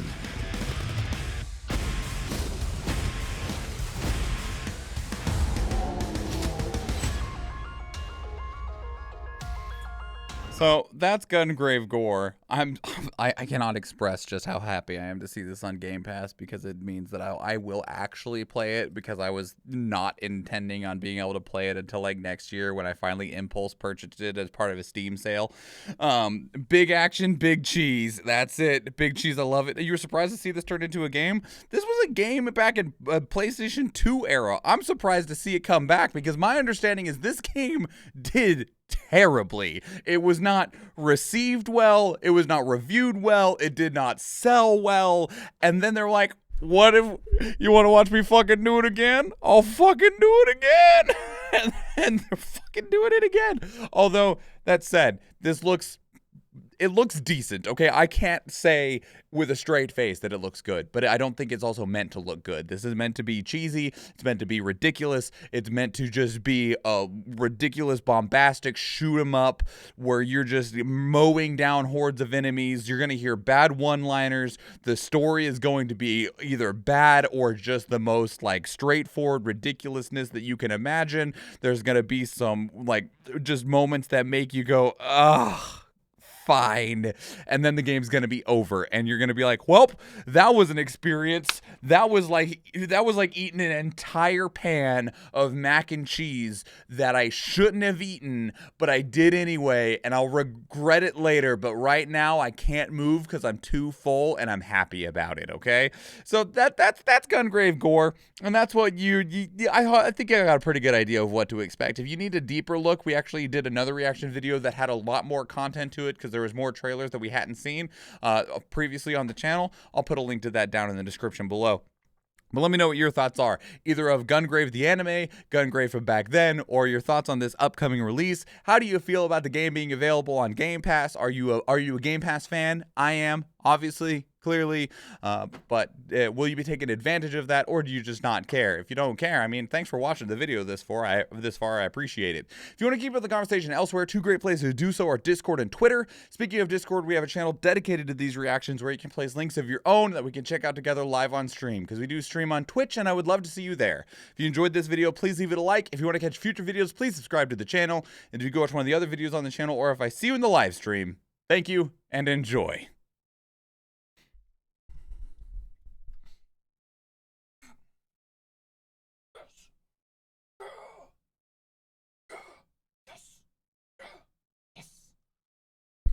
I hope one of those will work.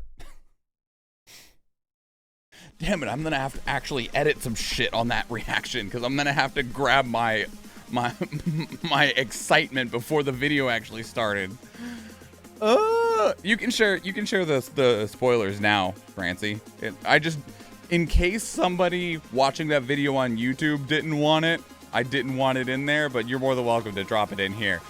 I don't think there's anything about that anime or that game that is going to be that important. Oh yeah, perfect timing on the battle too.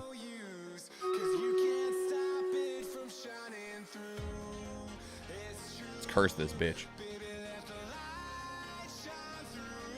Brandon Heat is the human persona when Grave was alive. Oh, interesting. Okay.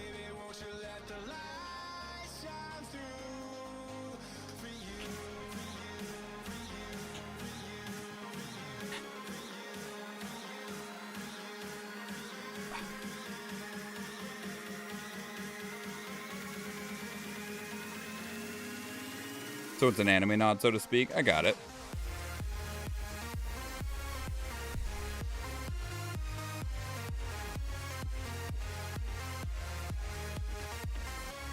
I used to own the big wooden...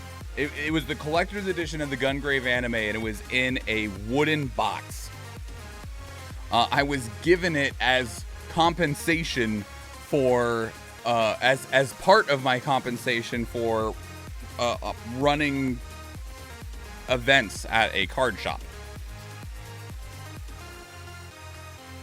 Because I used to judge Magic events, Magic the Gathering events.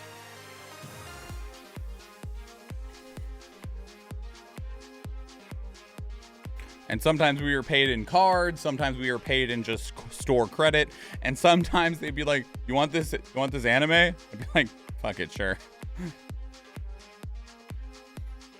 2 gladiators, 1 flying rogue, either which can be yours for 420 channel points, most kills to Rayback, most assists to Autokunden service. You did get random pay. We got paid all kinds of shit. Like sometimes, like they settled later on just giving you a wage in store credit so you could buy whatever you wanted. But before that, they would just give you shit. They would just like, I remember judging like a major event. It was like a pre-release event, which normally has 50 to 100 people in the store. And they were just like, here's a box of the new set. Here you go. I hope that's good enough. And it was like, yeah, it's great. Thanks. And other times, like I got paid in like merch shit sometimes, like play mats and like deck boxes. Because they knew I would accept it, I did get paid in anime a lot.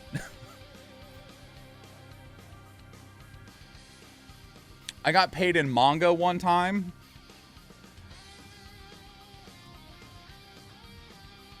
Like, they were boxing it up because they're like, we've had this on the shelf for too long, so we're just going to...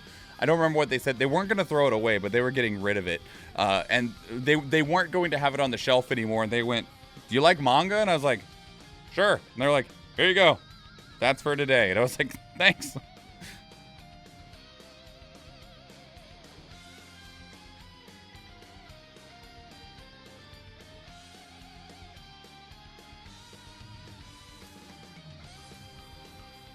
What do we got? We have to do the top because this gives us scroll and skin, but where below we only can get scroll or gold. So, and you can get a large amount of gold out of the skin chest, so we'll go up top. And it lets us fight the weird cryptid bug monster thing. We completed that warrior quest. I don't think we actually have any quests after it. I was really surprised with this Stream Raiders event that they had significantly fewer quests in it compared to other Stream Raiders events.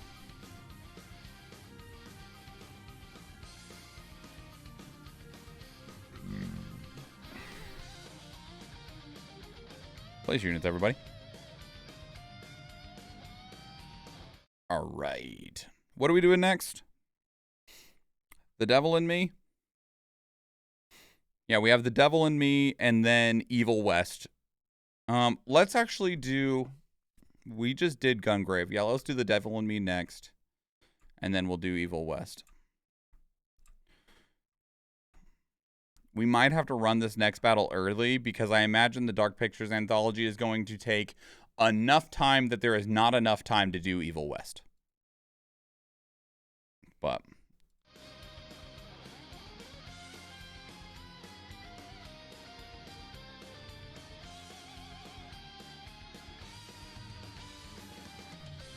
I used to thrift at many electronic and game stores for their posters.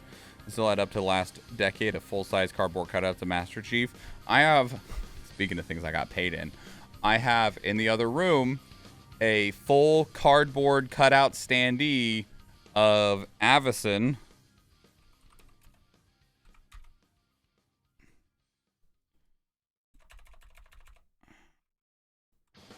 Is it the Purifier?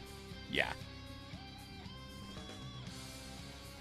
I have a full cutout standee of... Is there not a picture of this character that's like a large picture?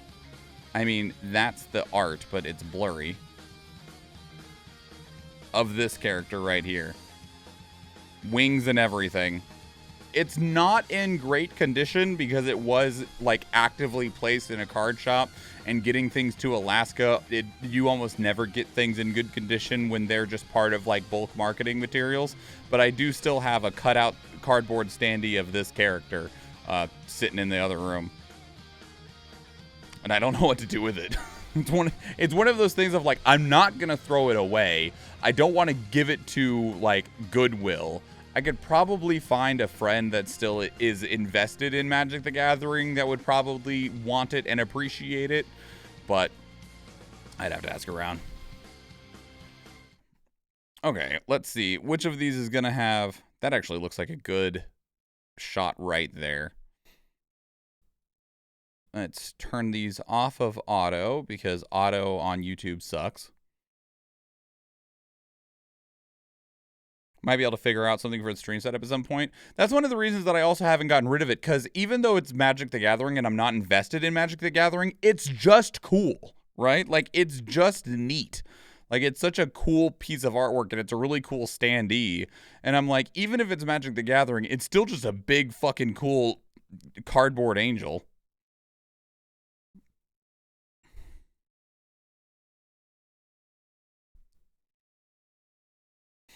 I ended up just getting rid. See, with Master Chief, though, I feel like Master Chief is less unique because, like, this is a really big-ass, cool-looking angel, whereas I feel like you could probably pretty easily find a standee of Master Chief pretty easily. Ooh, my neck. All right. Put in your YouTube swans or whatever fits your fancy.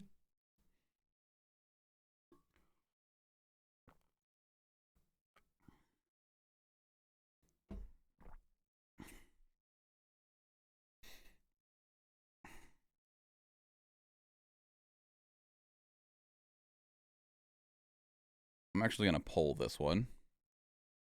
I thought I had pulled it before, but I guess not.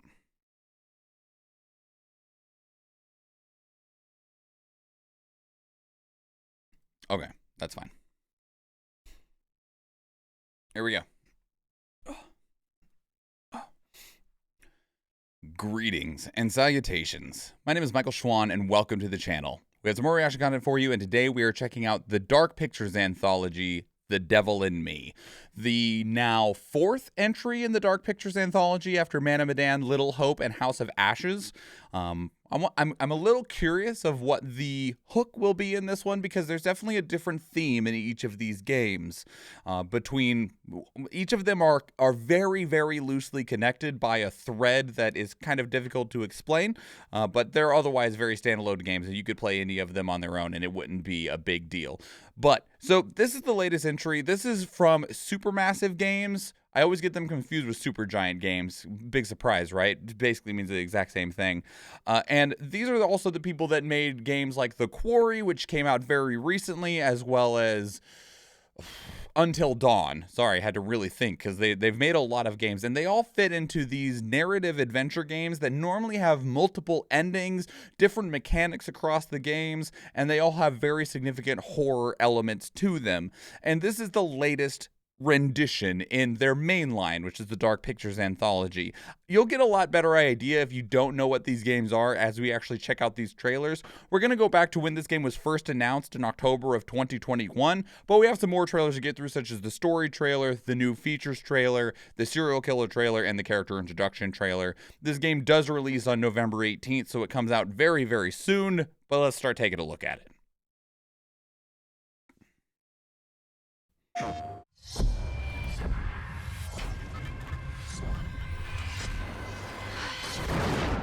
That was all scenes from the previous games.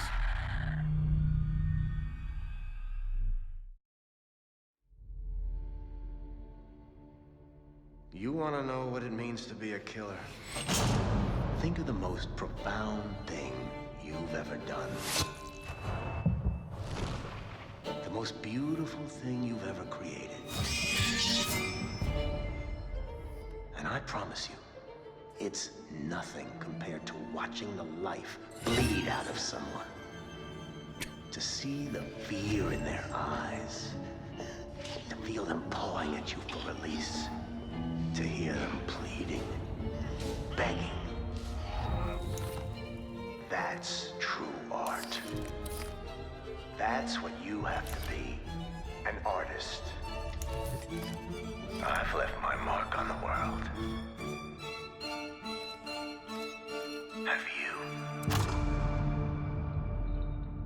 Okay.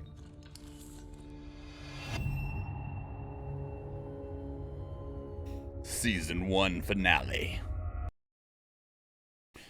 So this was the one we saw at the end of House of Ashes. Okay, because there's a trailer at the end of each game for the next entry in the anthology.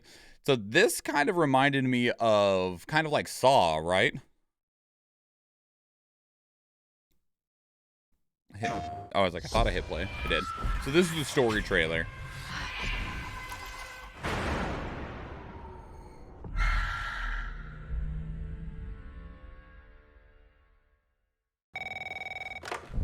Lonnet Entertainment. Charles Lonnet, please. Speaking. My name is Grantham Dumet.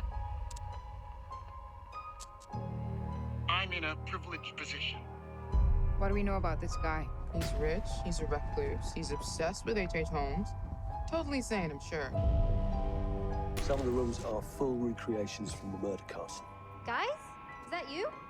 There's a ton of killer footage to be had here. Killer footage. At a premium. We need to do this today. What the f is this? Oh my god.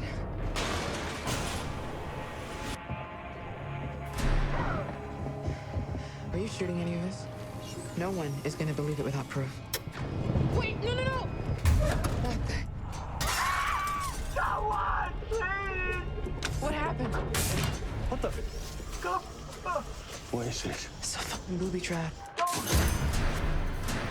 Okay. I've told you what I have. Please don't waste my time.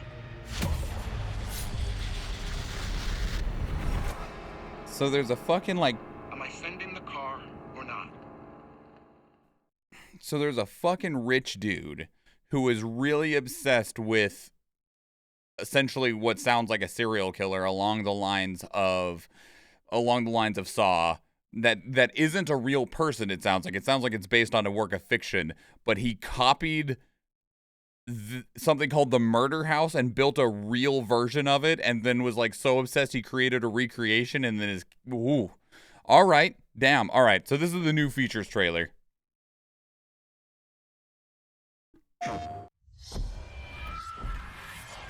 H.H. Holmes was an American serial killer? Oh, okay. A real one? Late 1800s? All right. Do not know serial killer lore. History. Where the hell are we? It's never been something that I was personally very invested in. Let me get the fuck out of here. What the hell is that? We're trapped. What do we do? Is this a good idea? I don't see any other options. This has been weird every step of the way, and now it's getting scary. This is beyond messed up. Are the mechanics supposed to be what's been written on the walls and shit? I just realized. Yeah, so what does this say? Welcome to the murder castle. And then there was something written on the wall in the steps here. Where'd it go? Extended exploration mechanics. This is beyond messed up.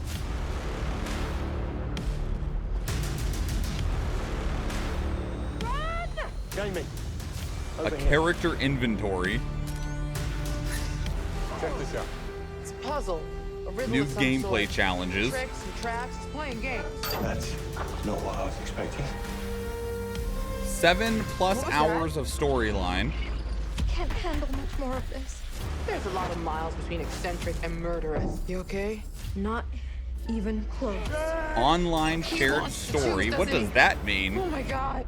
If we don't do something, both of them will die. We have to choose. Local multiplayer. Get the fuck out any way you can.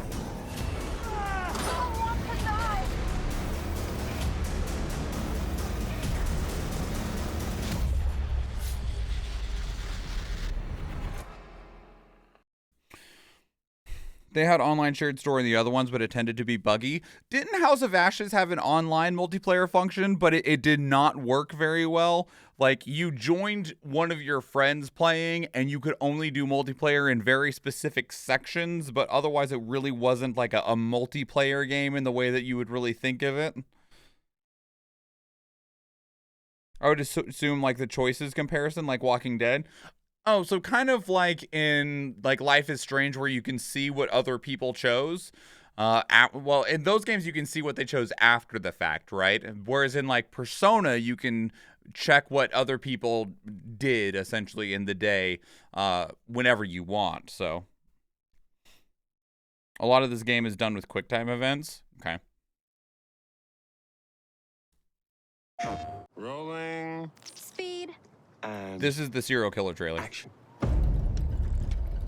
What do we know about this guy? He's rich, he's a recluse, he's obsessed with H.H. Holmes. Some of the rooms are full recreations from the murder castle.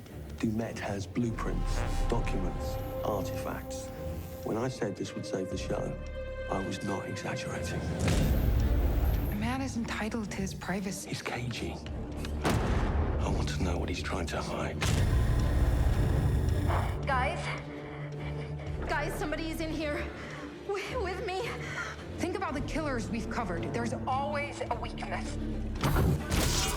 You suggesting we invite him to tea and psychoanalyze? I'm suggesting we use our heads.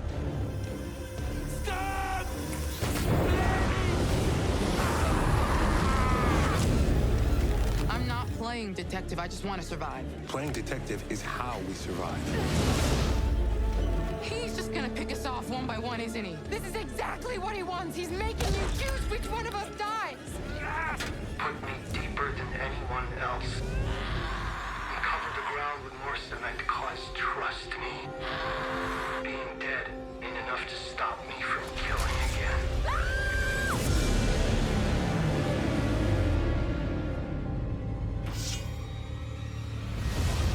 Looks like a delightfully good time. I hope you have a good time playing this, Second, while I Athena. unpack, then I can help you find your room.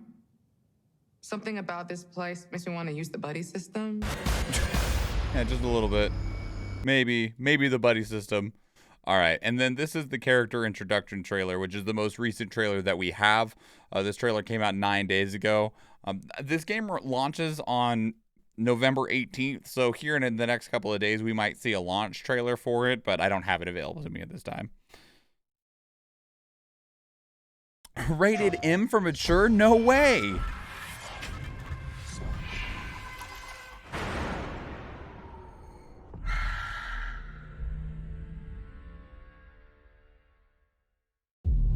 I told my team they're free this weekend, and frankly, they're a temperamental bunch. It's amazing. What we can get here can take the show to the next level. Ah! Damn it! How did he know what our show was about in the first place? Actually, I didn't ask. You're shitting me. We're trapped. What do we do? This place is massive. Surely there is a pack of cigarettes in here somewhere. Ah! David! This is gonna be the best cigarette of your life. Dad! Kate, despite our bickering, you are the heart of this show. You keep people interested. You look amazing as usual. This has been weird every step of the way, and now it's getting scary. Would it kill you to think positively just once? I'm not playing detective, I just want to survive. Playing detective is how we survive. We play his games, we'll lose. Always focusing on the detail, Mark. What about taking a huge risk and just do something? Oh my god.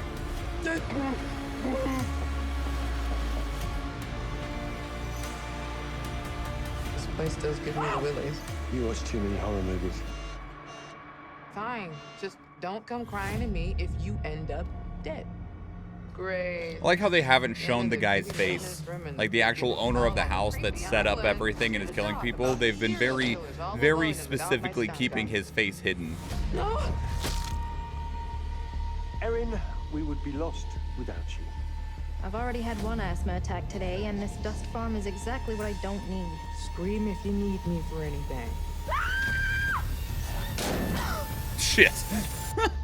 Get away from me! We're fucked. He's just gonna pick us off one by one, isn't he? It wouldn't be the first time Charles booked an expert who's nothing more than a serial killer groupie. All that's missing is a big final twist.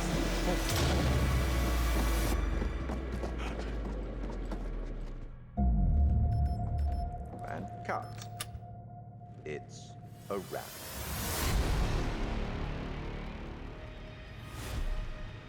These games also have multiple ways each character can fail too. Yeah, I was going to mention that as soon as we actually got done with checking out that trailer, is that while that trailer did show off a lot of characters dying, one of the things about these games, for instance, like their most recent release is The Quarry. And I think The Quarry had a total of, what was the number, Athena? Do you remember? It was like 184, 162 different endings because of the different ways that characters can or cannot survive. Because a character might die in one scene, and then if you try a different path, that character can survive that scene 186. Thank you.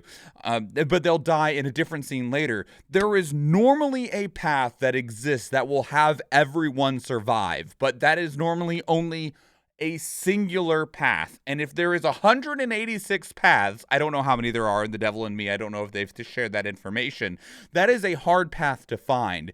And as Athena mentioned, you might think that you have found the answer and then they will end up not making it like at the very end. There are across the games, like sometimes it can be one small teeny tiny decision that you made in the first hour of the game can end up meaning that one character dies 7 hours later at the end of the game. And that's why there's so many different possibilities, so many different paths, such a storyboard network that exists across these games. And it's interesting that they put that little note on there in the features trailer that it is 7+ hours of storyline, because while someone like me would play through these probably only once and just have to accept the story that I got, there are people like Athena that will play through it and find the multiple paths and try to find a journey that they wanted, right? Because the idea isn't that there is a true ending to these games, to these stories, or anything like that. It is you find the story that you want these characters to go through if you're willing to dig for it. They are all alternate possibilities, alternate realities, alternate ending. There is not a true path.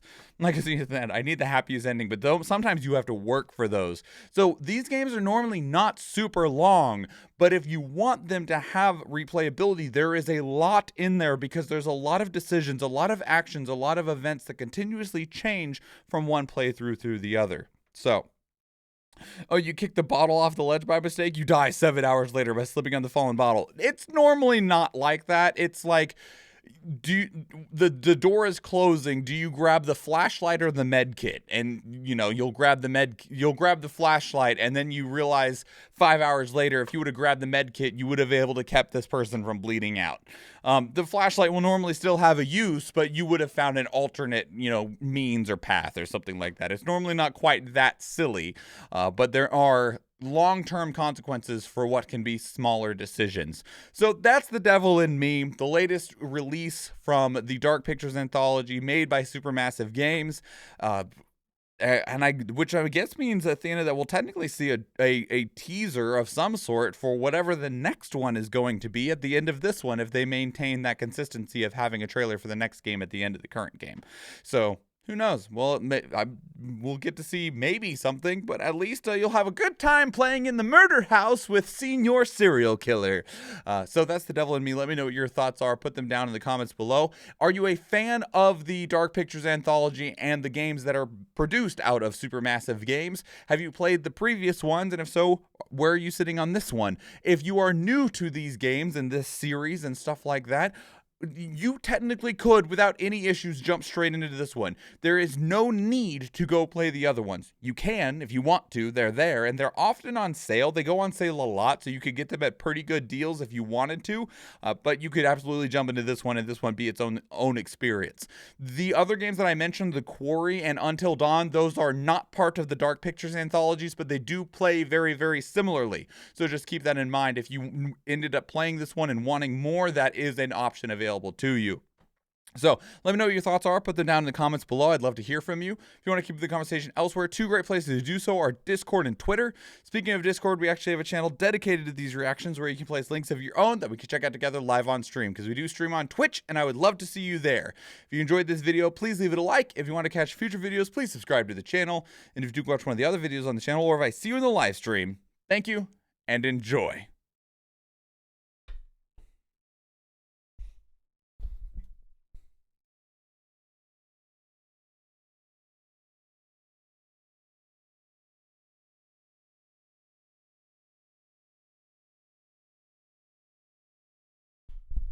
Murder House sounds like Resident Evil 7. Yeah, a bit. Just a bit. I do need to change shirts. I'll be right back. Bitch. Bitch ass hat.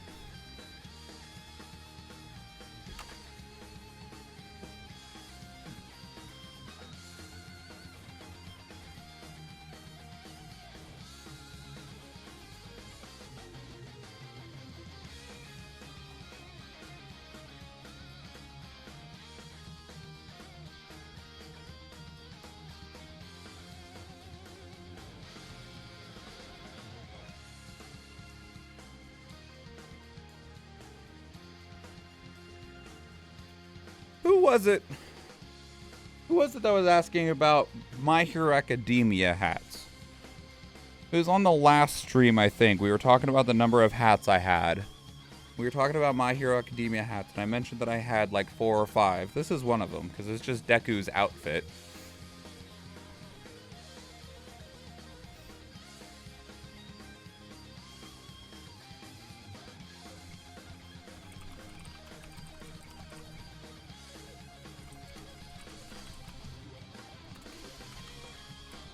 Was it in My Hero Academia? I'm very certain it was. We talked about lots of the different hats that I have, but I think it was it Fanny?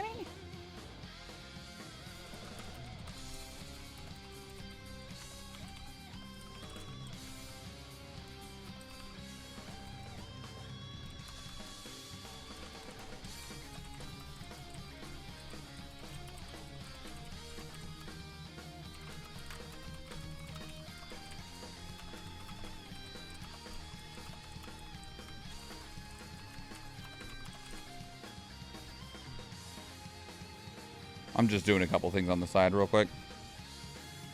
I can't recall. That's fine.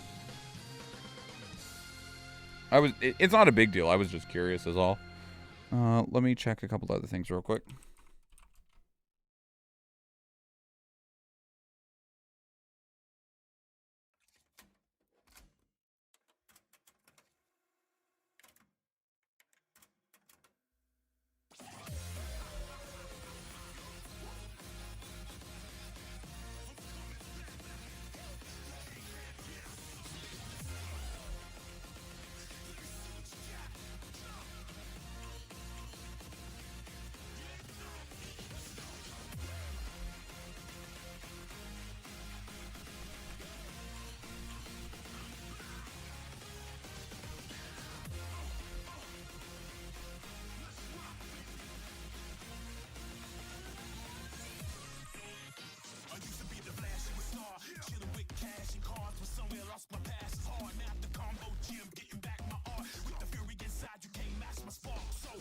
Okay, we're gonna start this battle early, then we'll do the Ross reaction, then we'll play some Fortnite.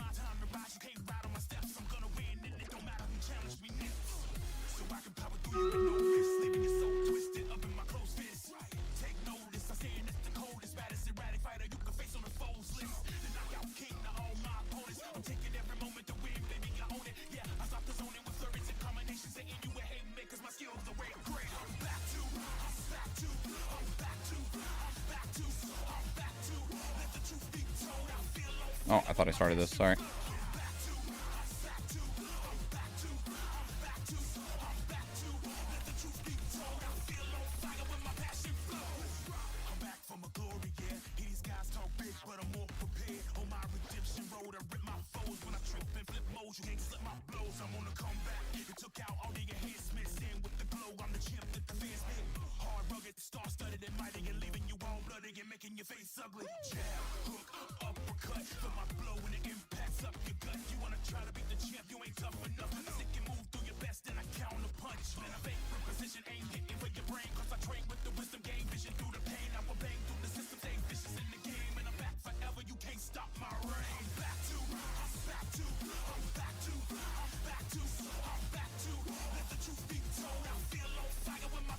Three tanks that can be used for 420 points. Most kills going to Drake Finney. Most assists to Shoshibi.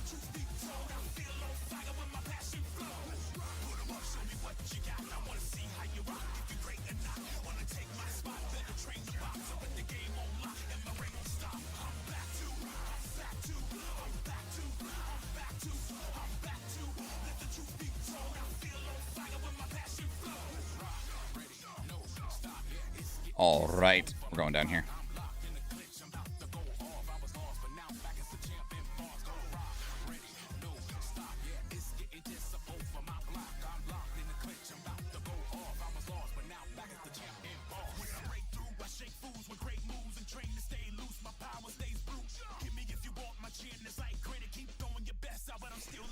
Uh-huh.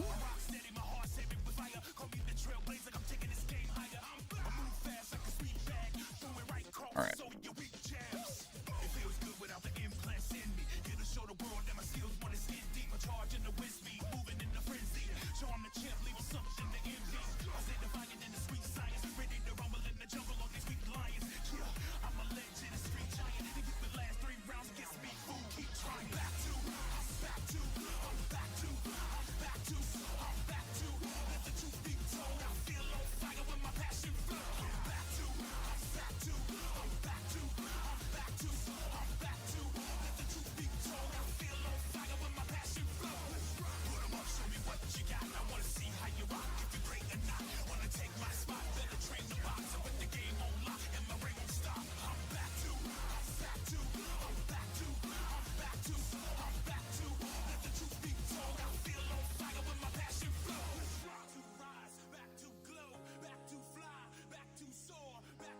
Okay. Now I need... This one might actually work, but let me see if the newest one has a different... I will use this one.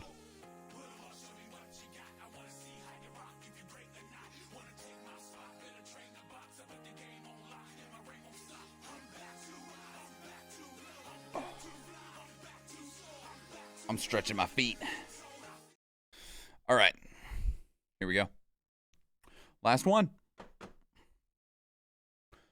Greetings and salutations. My name is MichaelSchwahn and welcome to the channel. We have some more reaction content for you, and today we are checking out Evil West. This game has actually made a lot of rounds, and it's been pretty hard to avoid too much media on it personally so that I could do one of these videos where I don't actually already know like what's going on with a lot of the things, you know, being said and all that, in terms of like seeing what the trailers have in store for it. What I do know is that this is a third-person beat-em-up style game. It's got kind of like if you took Van Helsing and put him into the Wild West, and that's kind of the best that I got for you right now. It made a really big buzz because it had a lot of shine, a lot of polish going on for it, and so we're here now. It was initially showed off at the Game Awards in 2020, so this is 2 years in the making. Well, it's many more than years than that. 2 years since we finally seen it, and let's see where it's come and where it's going.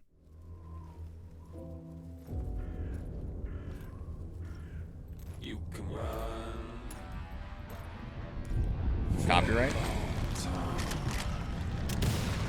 Sooner or later they'll hunt you down. Let me tell you the news. Midnight dews.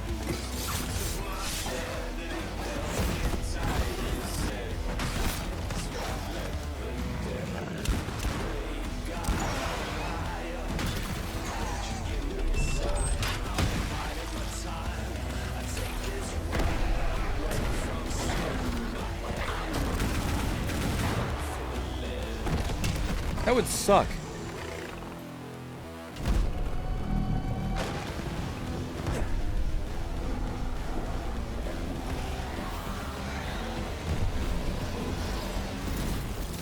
You know how much it would suck to get tackled through a building?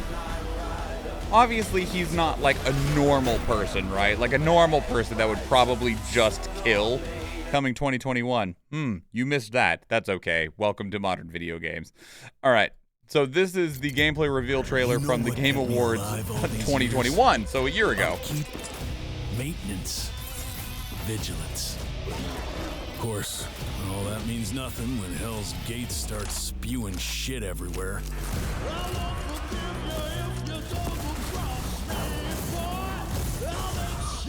Man, those blood effects looked weird.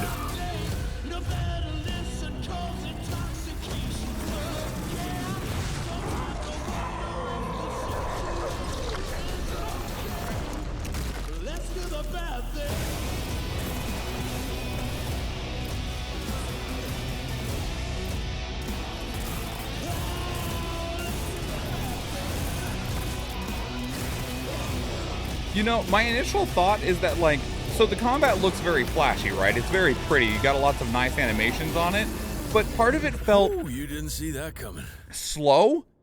Like, it looked like it... And there's nothing wrong with, like, a slow, methodical combat. Like, if we go and, like, think of, like, something like Dark Souls or something like that. But it looked slow when I don't feel like it should have looked slow.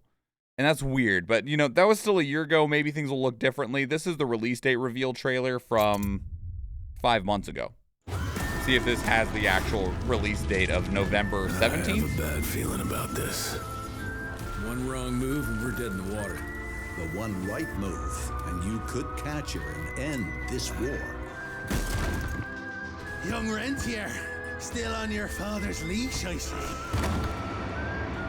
That dude looked like a vampire. While Felicity was in your head. Death.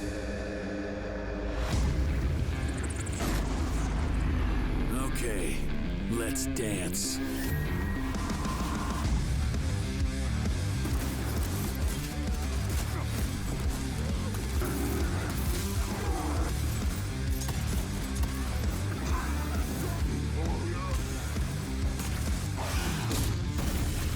Yeah, that was predictable.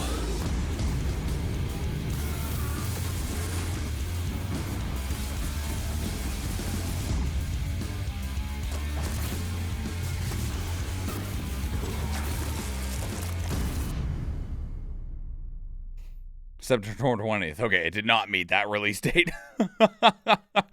So this is the gameplay overview trailer. This is the trailer that I think I want to see the most. Just because, like I said, the combat... I see why people are talking about this game. It's a good looking game, and it's got some nice animations. It's got a really good art direction, but something about it feels like it's lacking, I don't know, punch or energy or something like that. Like, we saw a short scene where he was like repeatedly punching an enemy, but it looked like it lacked any real punch. Like there was a lack of force in what was happening. Welcome to Evil West. A dark menace consumes the American frontier. Rise up to become a Wild West superhero and eradicate the vampire threat. That's mine. In this narrative-driven action-adventure, you'll battle through an explosive campaign, alone or with a friend, as myths and legends come alive. Smash! You didn't see that coming. What were the other games that Flying Wild Hog made? Beasts and bloodthirsty creatures lurk in the shadows, in this twisted vision of the Old West. Okay. You play as Jesse Rentier, a vampire hunter raised by his father William in the ancient Rentier Institute. The Shadow Warrior games, really? Okay. The last line of defense between humanity and the unrelenting supernatural forces. Jesse is already a well-trained hunter, though he can be unpredictable, rebellious, and stubborn. Maybe you'll make it out of this. It means that development for this and Shadow Warrior 3 were working alongside one another. A retired Rentier agent forced back into action as a deadly vampiric conspiracy emerges from the darkness and deals a crippling blow to the Institute. I like that it has co-op. It looks like it's only two-player co-op, but the option at all is nice. Monsters, while Jesse learns to accept his growing responsibilities and become a leader. Well, there's 4 people there. Explore every corner of the Wild West. I have the Steam page. The Steam page might be able to tell us. And mighty canyons to shadowy ghost towns. As you progress on your journey, you'll encounter new friends, vital for bolstering your forces against the vampire threat. But even more new folks. Still on your father's leash, I see. Evil West is all about over-the-top, high-octane action. Fly away, boys! Isn't that one of the new buzzwords in the gaming industry? High-octane. Combine and customize all the tools at your disposal to defeat the supernatural hordes with style and efficiency.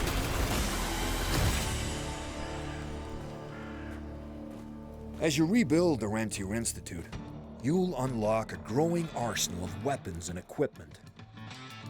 Make use of your trusty revolver for fast and reliable damage at close to mid-range. With the rifle, you can directly target and hit enemy weak spots for devastating damage. Bullseye. Need more raw power? You'll want the Rentier boomstick. I'm gonna remind you of a more modern Bound by Flame. Shotgun, ideal for close combat. Gotcha. That game from like 2014. I'd hope it'd feel like a more modern one. Require unusual tools. Sometimes a good lightning-powered punch is just what you need. The Rentier Gauntlet is one of the most advanced technological achievements from the Institute Research Laboratory to date. Jesus Christ, what happened here? There's a lot of deadly tools to try out in battle.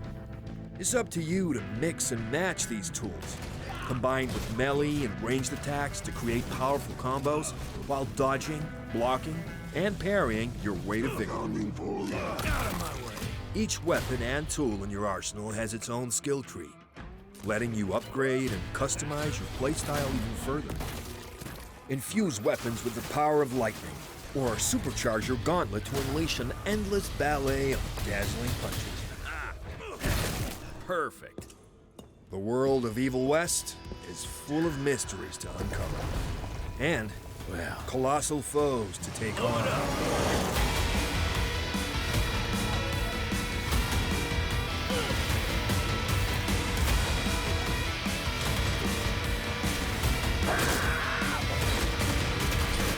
Whoa, whoa!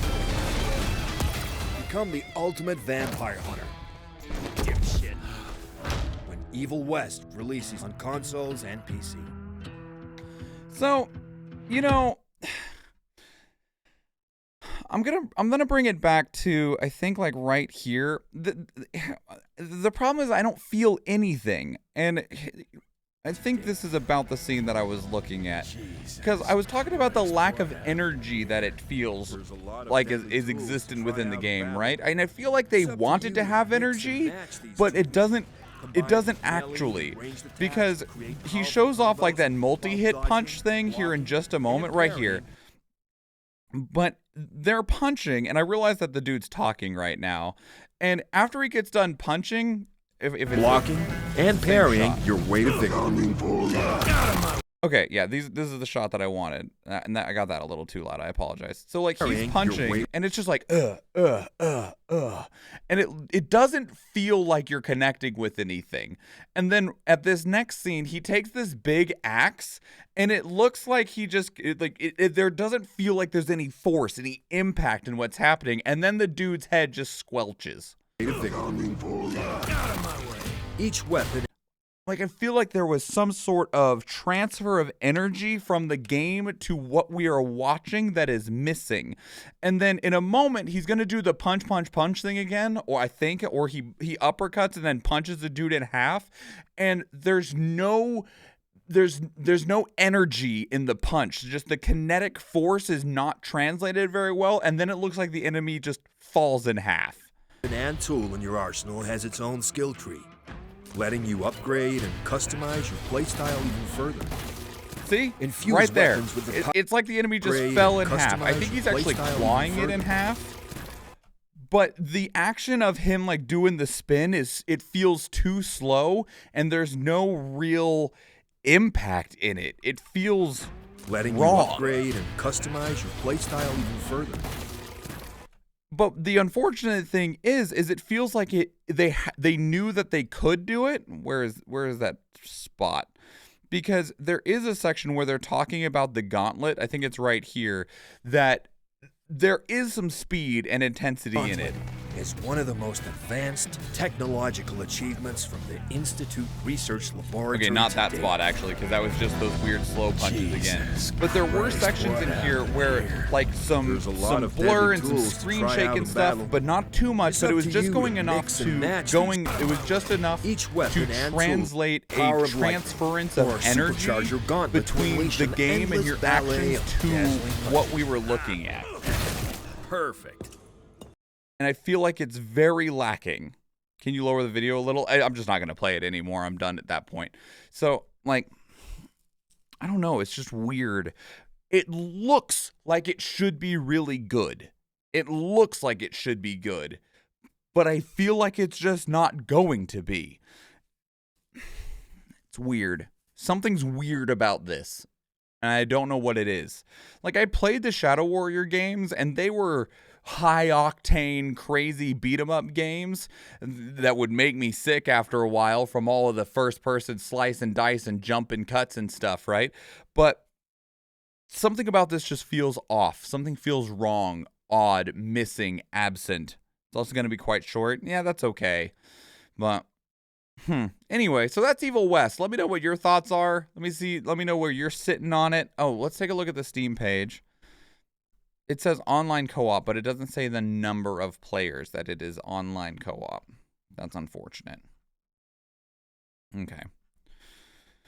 It's going to be available November 21st. You can pre-purchase it for $50. Visually, I feel like that could be the right number. I am putting 2 more trailers in the description if you want to check these out. These are extended gameplay trailers. They're 10 and 13 minutes long, so I'm not watching those. But they will be available to you. I might watch those later when we're not doing the recording right now, but just to maybe get a better idea of it. But I'm initially like, it looks cool, but I'm not actually impressed in terms of it feeling like a video game that I'm going to enjoy playing. So I think just 2 people can play at a time. That makes sense to me based on what we saw. One person can play as the dude in the hat, and one person can play as the black guy with the dreads. So Anyway, yeah, let me know what your thoughts are on Evil West. I'd love to hear from you. Put them down in the comments below. If you want to keep the conversation elsewhere, 2 great places to do so are Discord and Twitter. Speaking of Discord, we have a channel dedicated to these reactions where you can place links of your own that we can check out together live on stream, because we do stream on Twitch, and I would love to see you there. If you enjoyed this video, please leave it a like. If you want to catch future videos, please subscribe to the channel. If you do watch one of the other videos on the channel, or if I see you in the live stream, thank you and enjoy.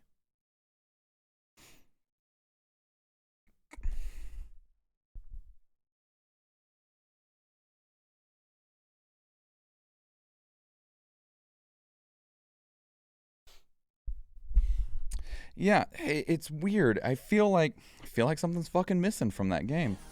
All right, time to sit. My feet are complaining because I didn't grab the little pads. Oh yeah.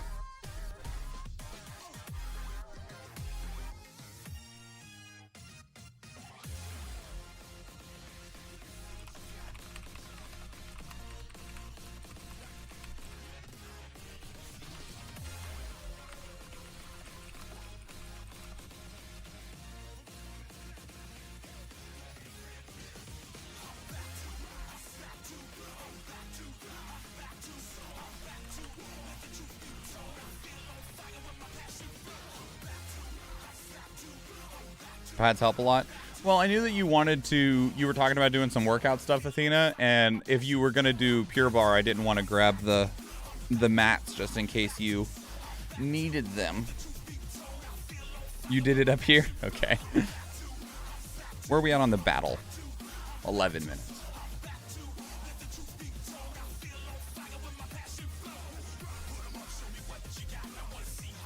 Alrighty then. Let me change our category over to Fortnite.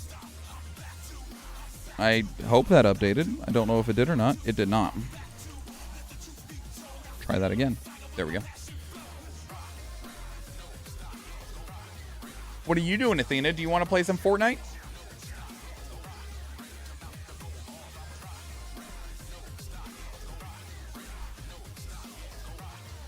Some fork knife?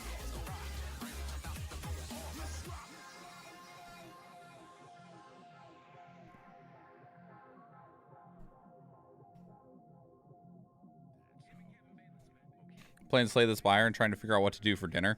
I'm not super hungry if it helps, but we also ate at like, it's 7:30 now and we ate at like 4.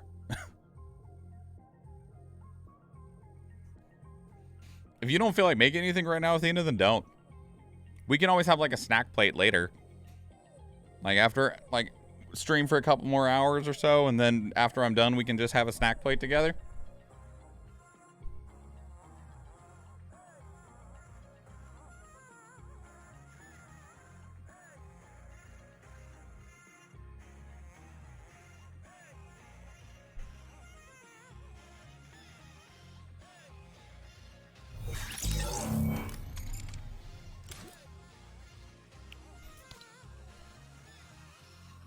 You look cool. Where'd my mouse go?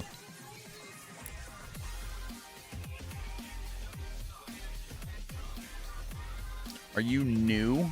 No, you are not new. Whoa! Look at that. Look at the pulp. No, go back to the other one. No, not the quiver. Look at the starry arm guard.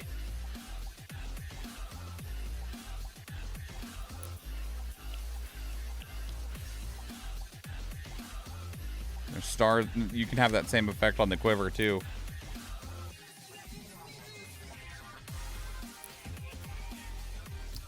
Moonlit. Wow!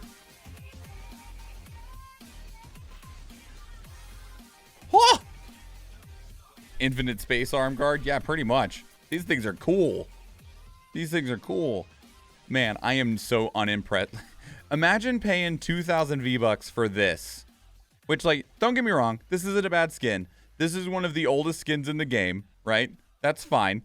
But 2,000 for that, or 1,800 for this, and the back bling in both, and you get all of the styles. I feel like this thing, I feel like the Red Knight's price needs adjusted, like just a wee bit. You know, just a small wee bit there.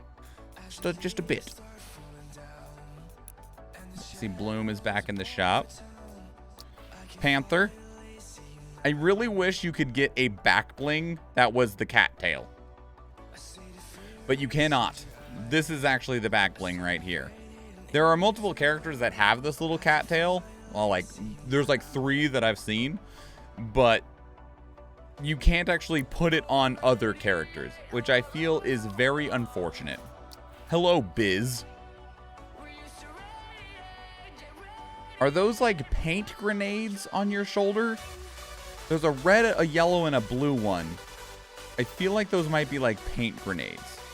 You also have just a straight up revolver on your leg. Is that a jetpack? Maybe spray paint? The only reason that I question if it's spray paint is because of the pin that's on them. There's a lot of bullet holes on your outfit too.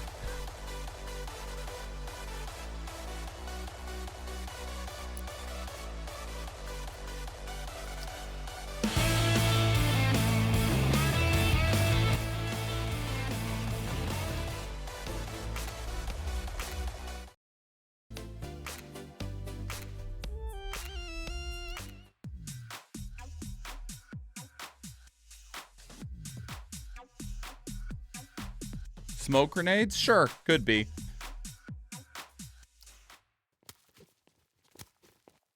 you want a hacky sack emote?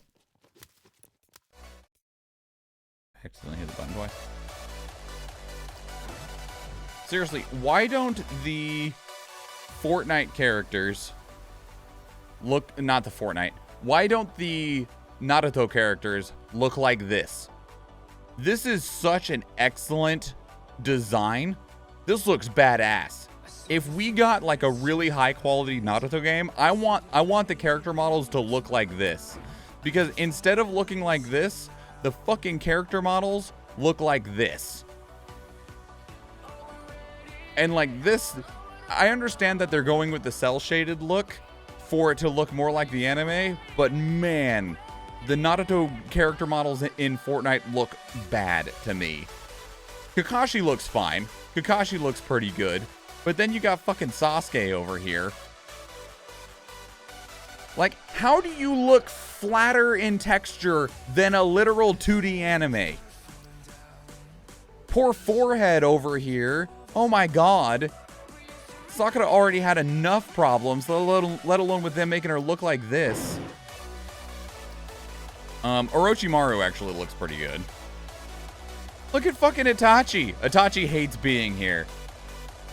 Like, Itachi's just like, oh god, I look awful, and I hated everything before. I didn't think I could hate things more than I already did, but yet here I am. Orochimaru, he actually looks okay, but that's because he just kind of like he looked messed up before. Why are we still here? Just to suffer. Poor Gaara. This doesn't even look like Gaara.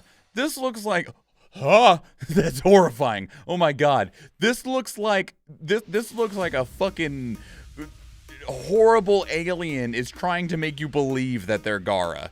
This is a lizard person that put on Gaara outfit. And then poor Hinata. What is up with these models? They're so bad. And what the most unfortunate thing about it is like, if you look at the little icon over here, it actually looks all right.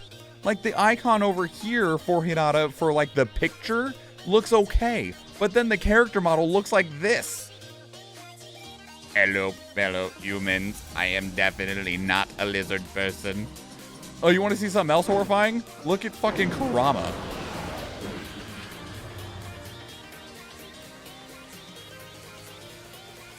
What's happening with these shoulders?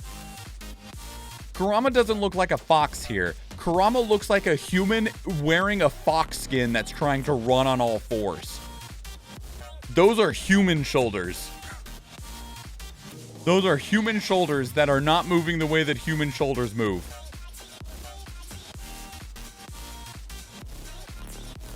I'm I'm afraid.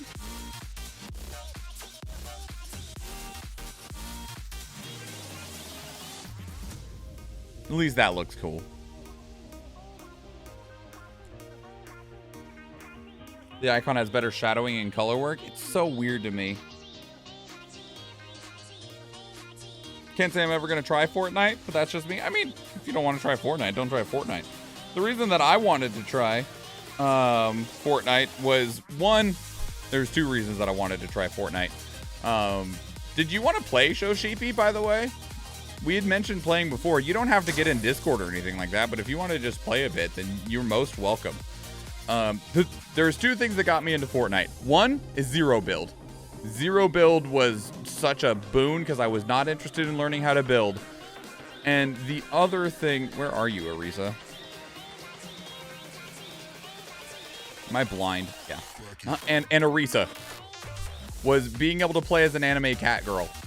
Being able to play as an anime cat girl and being able to do, and them taking out building or giving the option to not have building, that was enough for me to get to try it. And it's a lot of fun without, like, if you just don't take the game too seriously and enjoy just like playing the game and just like doing some emotes and being silly and stuff, then it's quite enjoyable.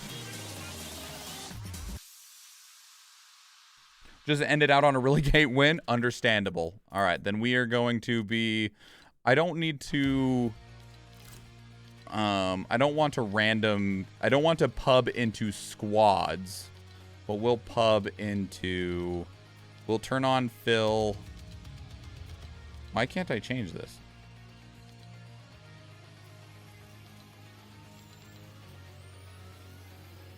What's going on tonight? We just got done doing reactions, El Canadiano, and it used to be you could change the group size in the menu.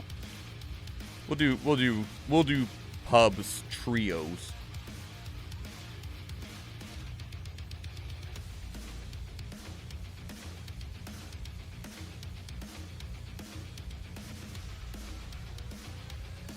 We got Anime Cat Girls in Halo Infinite. Yeah, but Halo Infinite is... Have you tried it since the winter update came out? Is that any good? Do we know?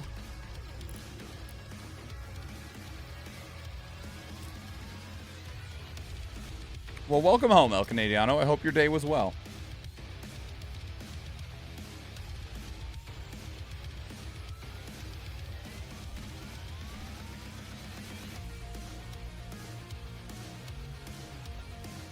Because, like, that's been the major issues with Halo Infinite, is that Halo Infinite, like, it actually is a pretty good game. It just had not enough content at launch and such minimal post-launch support to where even some of the things that we were supposed to get are still just not here, or only just got here, or got here in a beta form.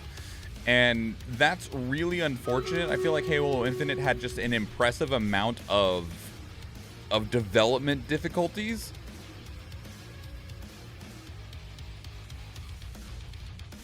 Haven't seen him in 3 years. So pre-COVID, since that is approaching 3 years now.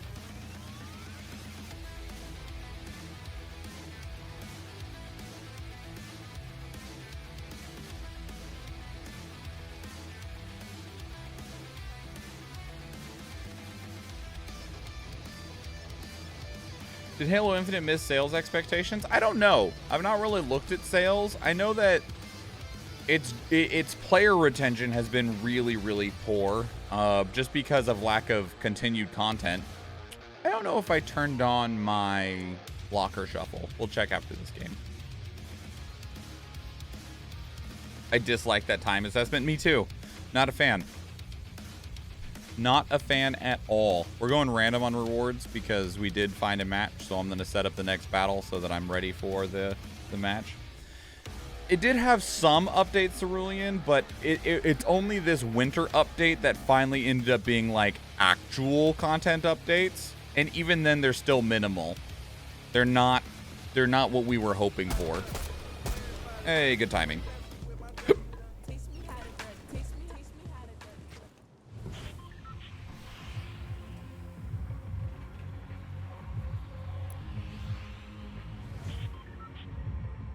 Where are we going? Sure. I was never really into Halo in the first place. You know, neither was I. I've never owned an Xbox in my life. So that's definitely part of the reason why I was never into Xbox or Gears of War. No, Xbox. Never into Halo or Gears of War. Because those were two of the main Xbox, like, franchises, right? And I was, like, having never owned an Xbox, I played Gears of War, like, 2, like, one time at a friend's house. And I played Halo here and there at friends' houses that did own Xboxes and the games. But they were never big deals to me because I didn't have access to those titles. So, you know, somebody asked me recently about Gears of War, and I was like, I don't know anything about it, really. I know it's big, strong dudes that fight aliens, and that's about where it stops for me.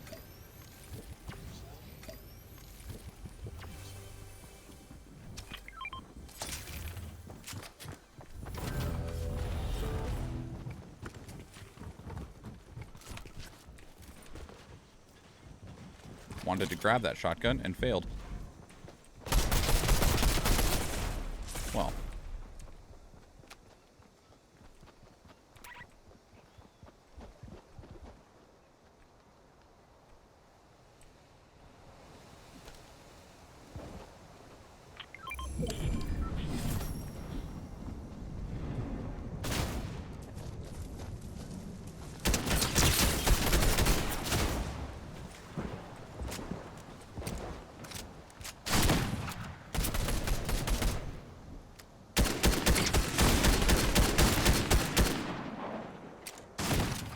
Good job, Sage.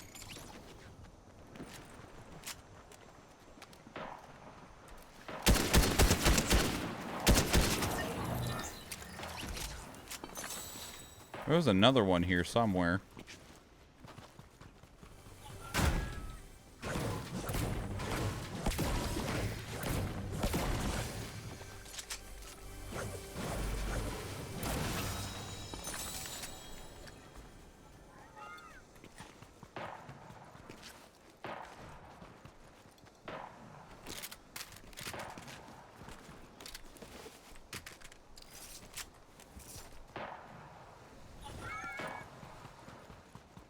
Someone's blasting a shotgun all over the place.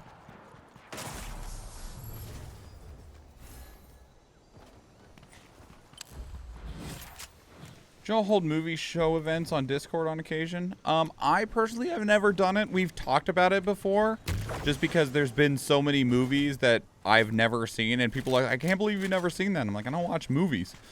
It's much easier to get me to watch a movie if somebody's watching it with me. I've never done one. I don't think Athena's ever done one. We've joined some other people in theirs, like Minimal Gameplay. Maddie will occasionally host like watch events on Discord.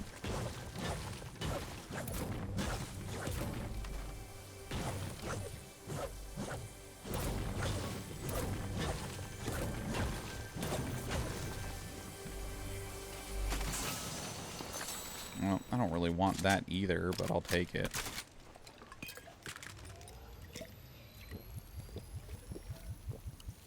I'm more inclined to watch a movie with people. Yeah, me too, 100%. It's hard to get me to watch a movie if I'm not watching it with somebody else. And by hard, I mean, unless it's something that I was already personally, like, invested and interested in, I'm basically just not going to.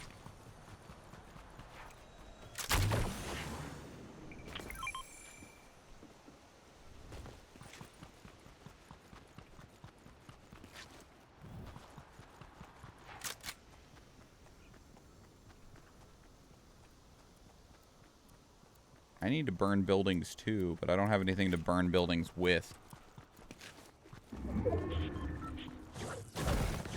Athena is correct. You have to give me ample warning ahead of time. Like, it is a plan and a process if that's what you want to have happen. The only movies by myself that I watch live were the RE movies with Mila Jovovich. I mean, makes sense. That tracks. I get it.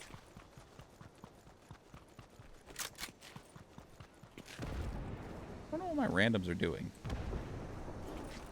I'm not one to run off by myself unless, like, I know that my friends are relatively nearby.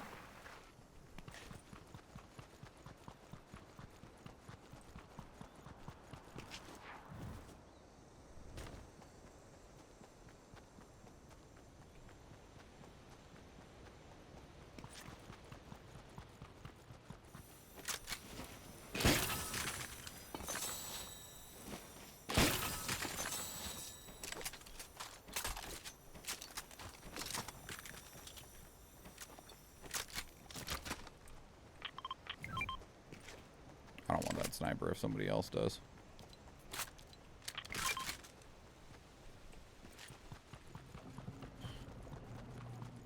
I am not reliable enough with the bolt actions. Somebody just rezzed.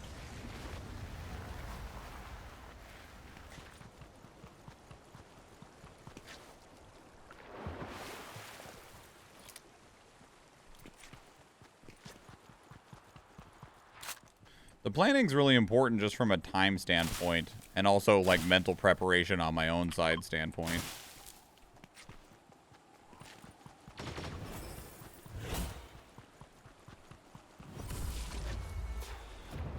Level up. That's what we like. That's what we like.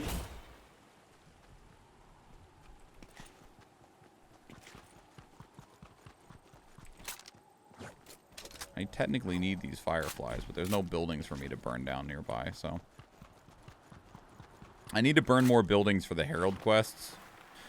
One difficult thing about the Herald quest is it's difficult to burn buildings right now because Chrome doesn't burn. Which, I mean, makes sense, but it also makes it difficult. I'm usually flexible if given a heads up. I need quite a bit of a heads up.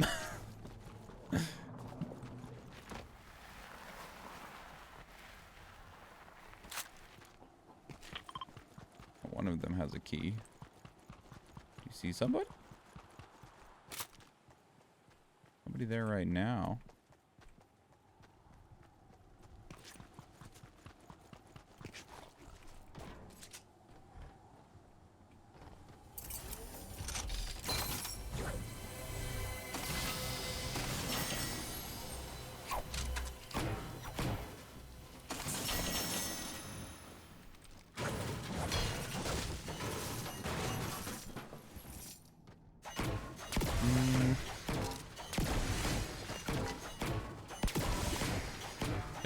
Splash. In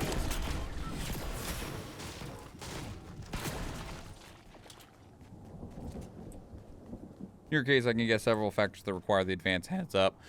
I mean, yeah, I stay very busy, and that's definitely a significant part of it. And movies are a time commitment. Somebody is flying in.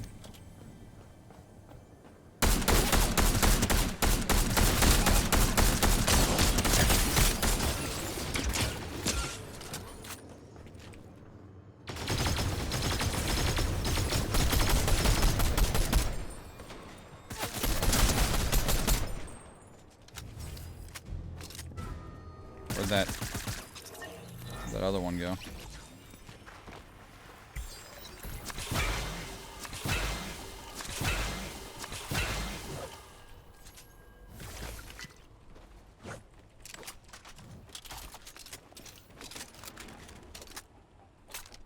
Sage is still up there fighting shit.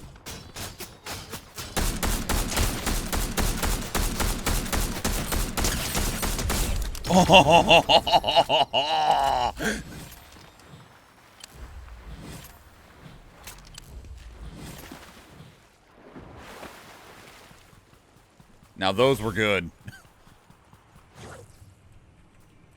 Hello? Is this zipline fake? Okay. I can't zipline up there for whatever reason.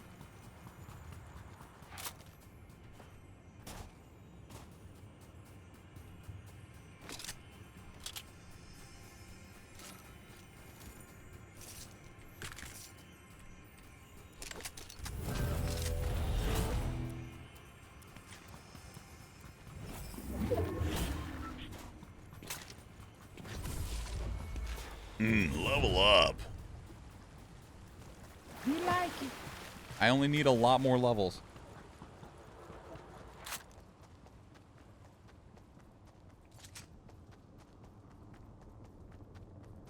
It says that bounty should be here still. Is that all loot on the side of the hill over there?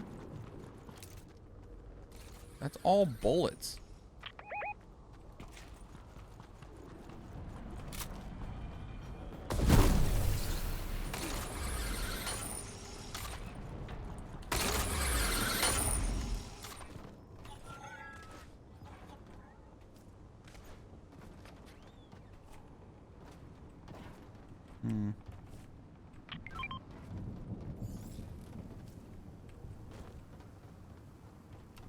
don't want any of that.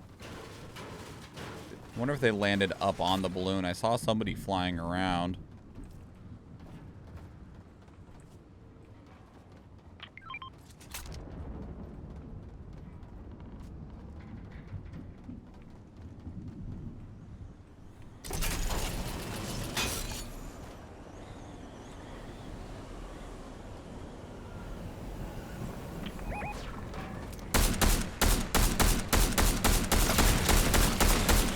I'm a terrible shot. Help me, friends. I'm sad that I missed all of that.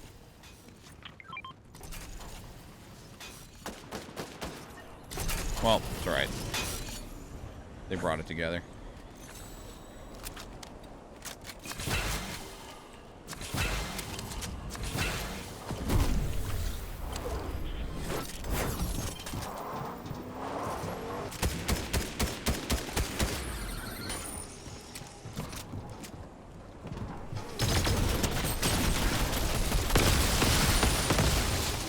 What is with everyone and the... Where'd my gun go?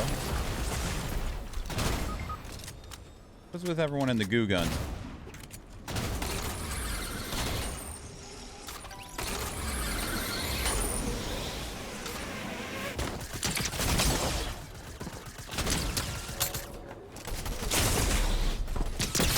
Damn.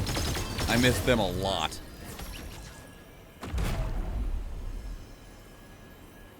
Goo gun has been the choice of many lately. I don't feel like it's good enough to warrant that, though. I mean, maybe I'm wrong.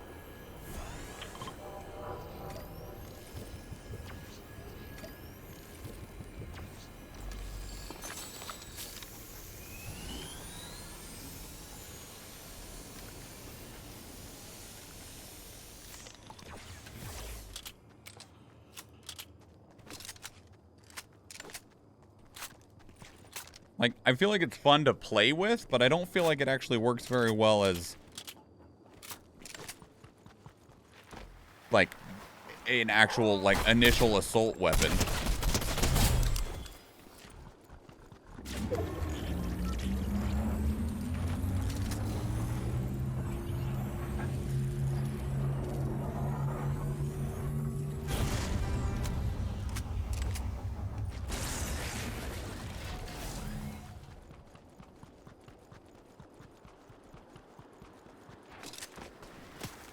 Ooh, behind me.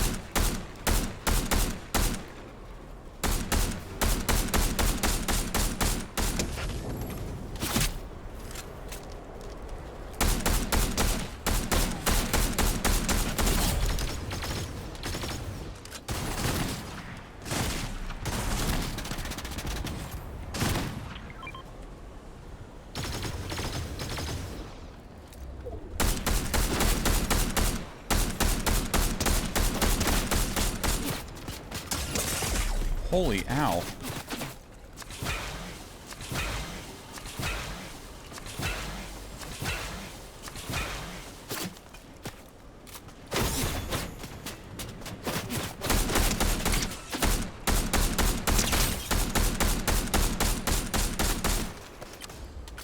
I got bullets for days, buddy.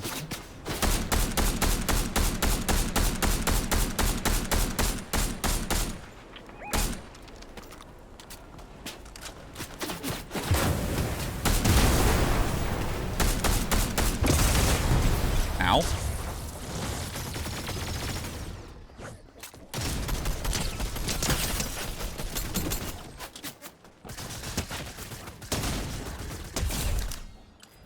Woo!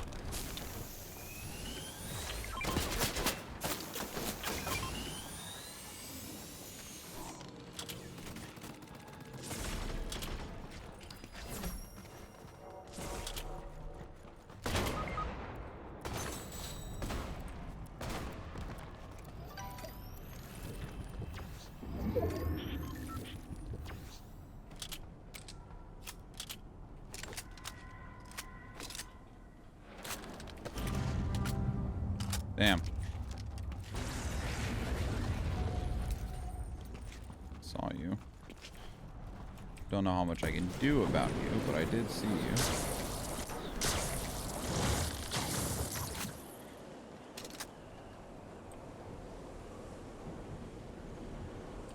Where are they?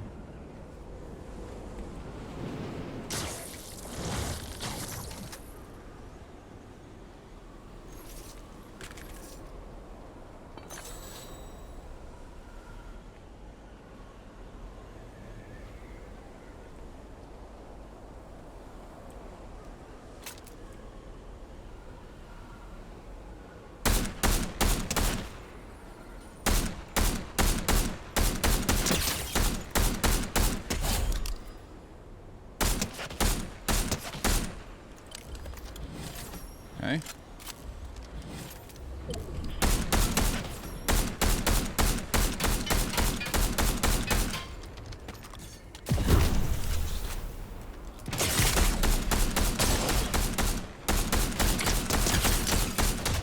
Woo!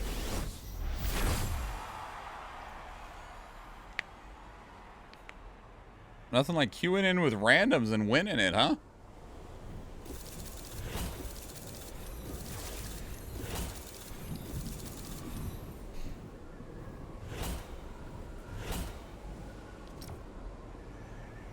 See if they want to play again.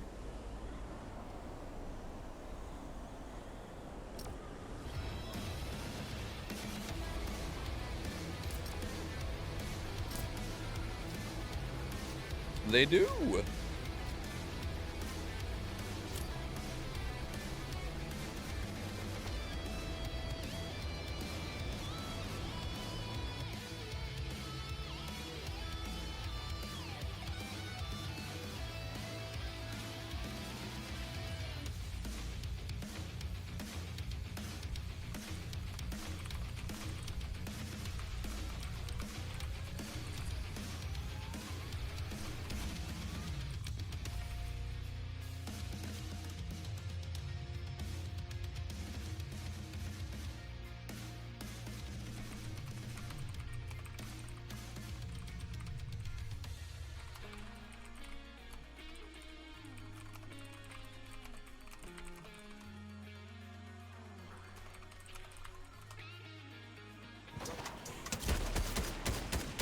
I don't know why Fortnite does that.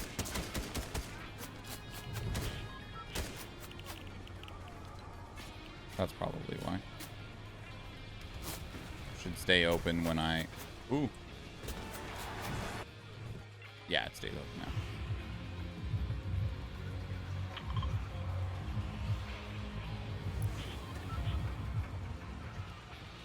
Where do you want to go?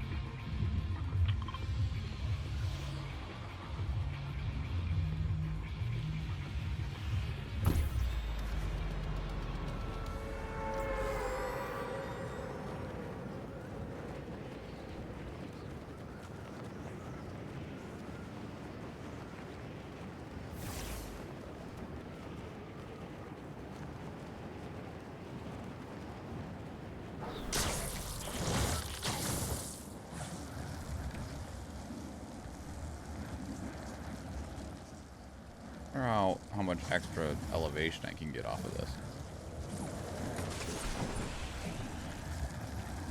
A decent amount.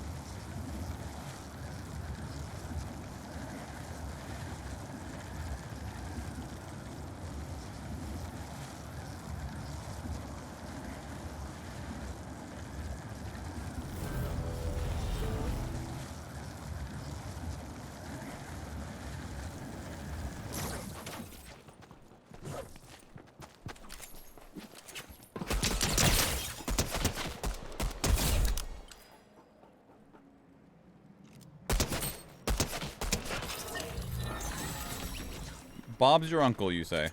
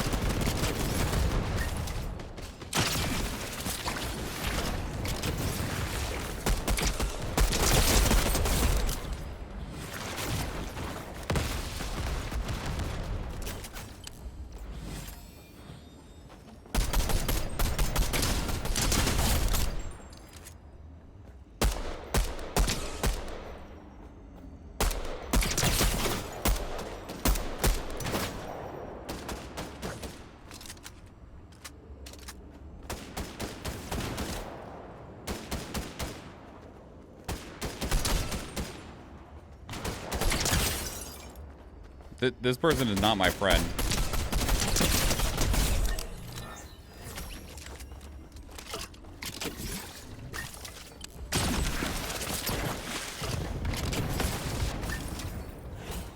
I am very out of bullets, though.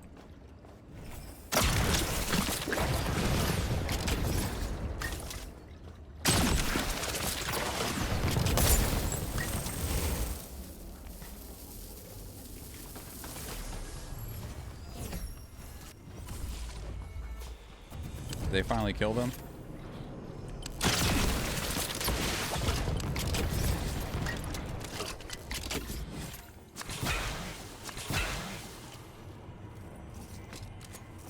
I think they did.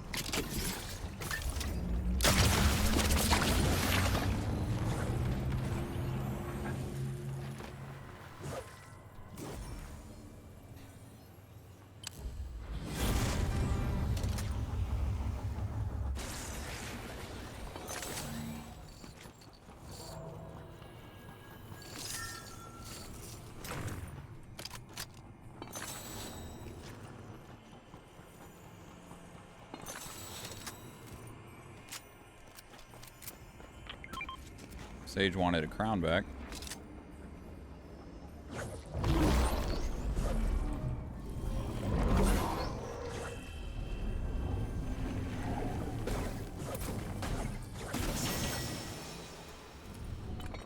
I kind of wish the goo gun counted as burning buildings down, because that would have been helpful, because I still need to burn buildings.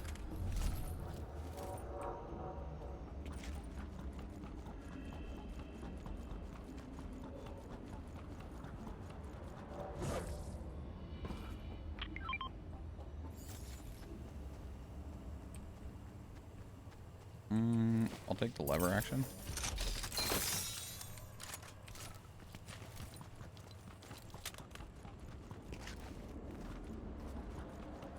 It's kind of a weird challenge. It is, and it needs you to burn 50 bits of a building is the thing. Like, that's the other part that's even weirder about it, is like it's a lot too.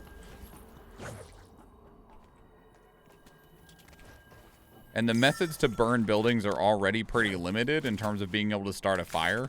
At least the ways that I know. Like, the best way I know is to throw fireflies on stuff.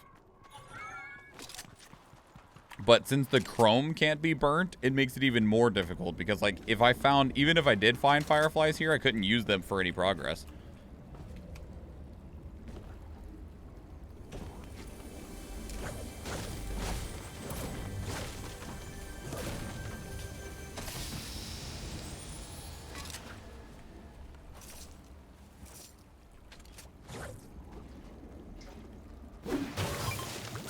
Since the chrome can't be burnt.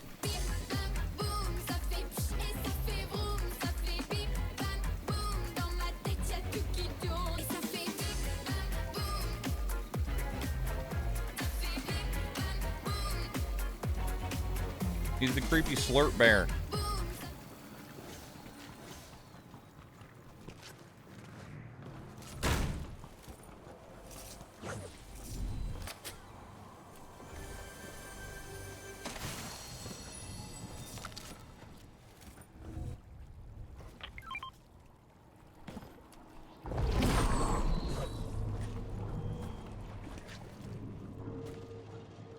Oh, I guess we should think about getting moving soon.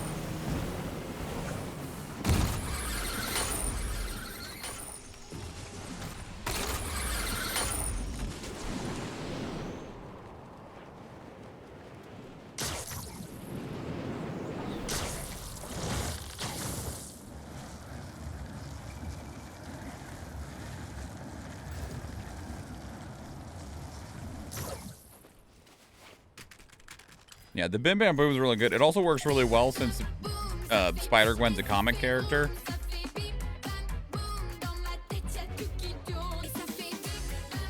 One of the things I do wish Fortnite would let me do is get to where I'm looking in front of the character.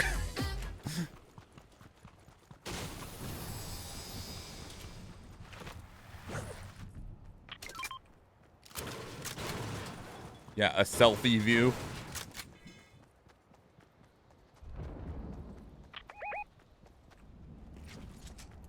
Oh yeah? You see somebody over there?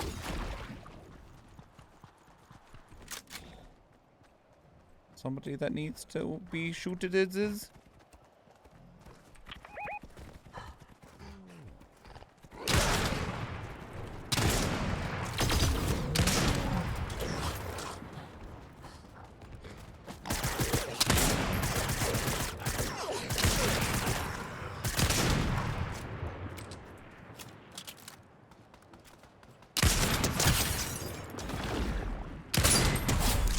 All right.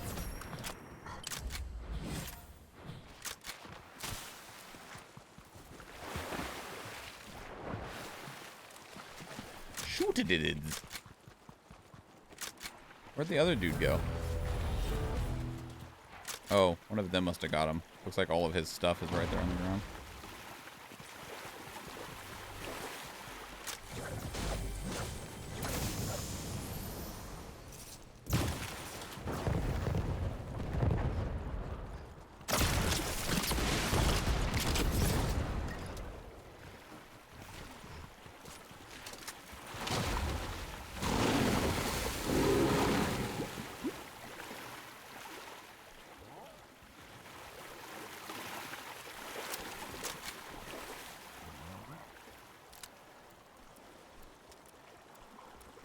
I see a bunch of nothing.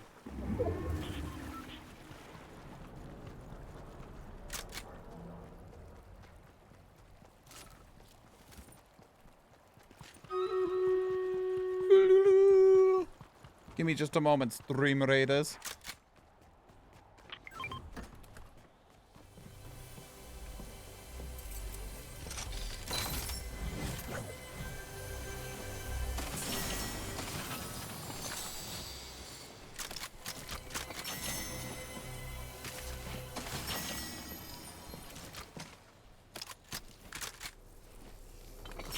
Yes, I know.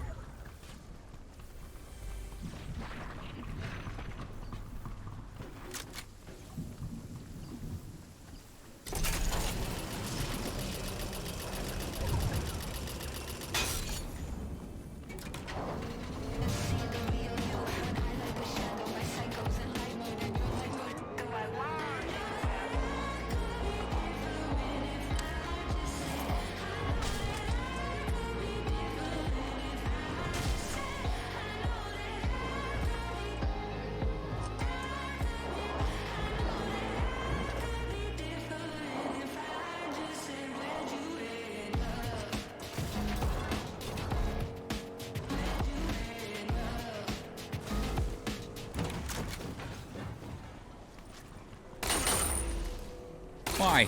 Oh.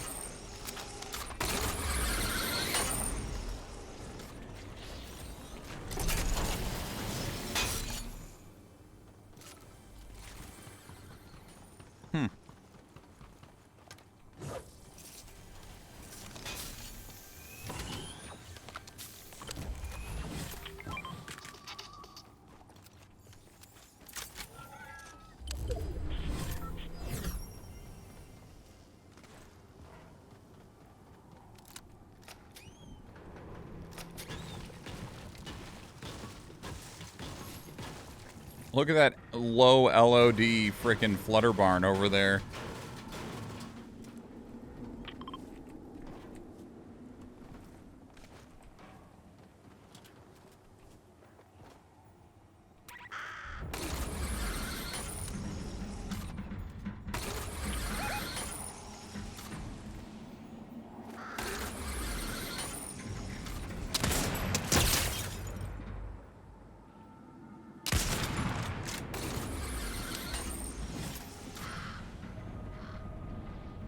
Where'd that other one go? Oh, nice.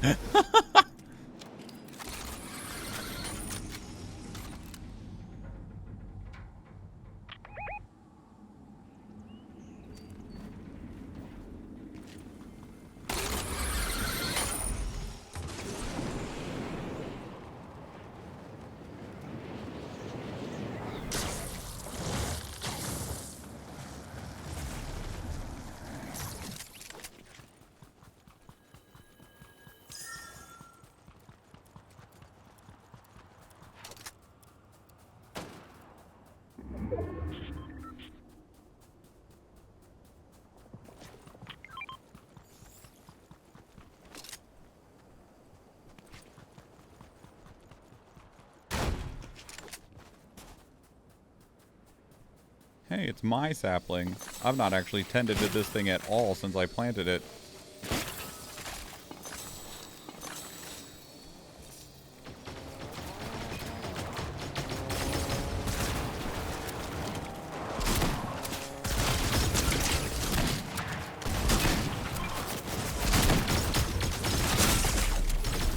This is bad.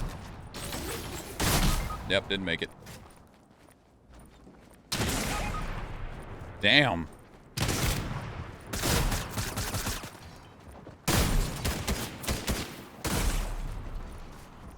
Well,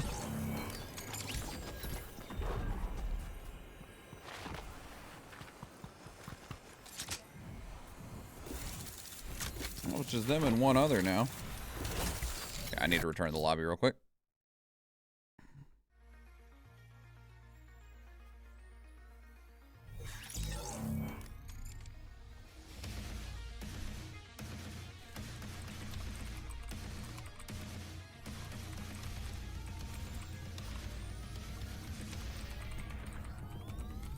Hey, start the battle.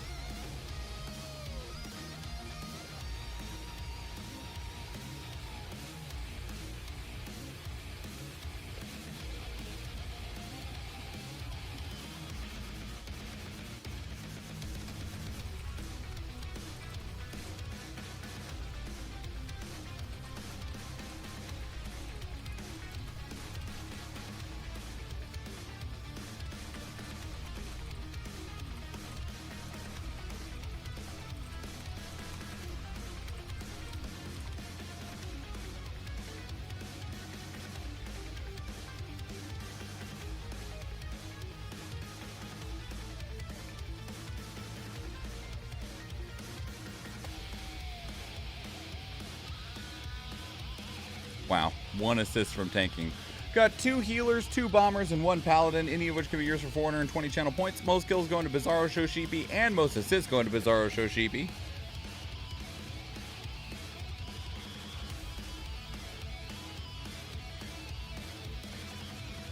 You want those healers?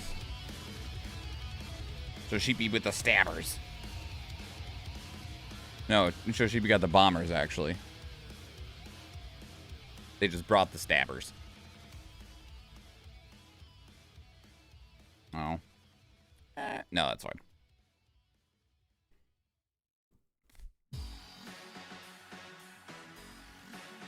That seems like a lot of enemies.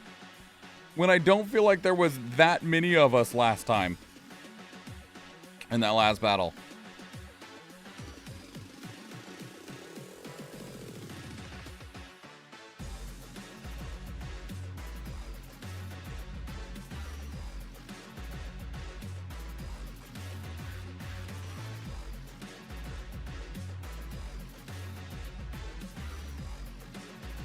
Place your units, everybody. Yeah, I don't even think I get the other half of the Herald's quest until I burn some buildings down. Yeah, I need to complete this Ignite structures so that I can get the rest of the quests. but it's actually been impressively hard to get that.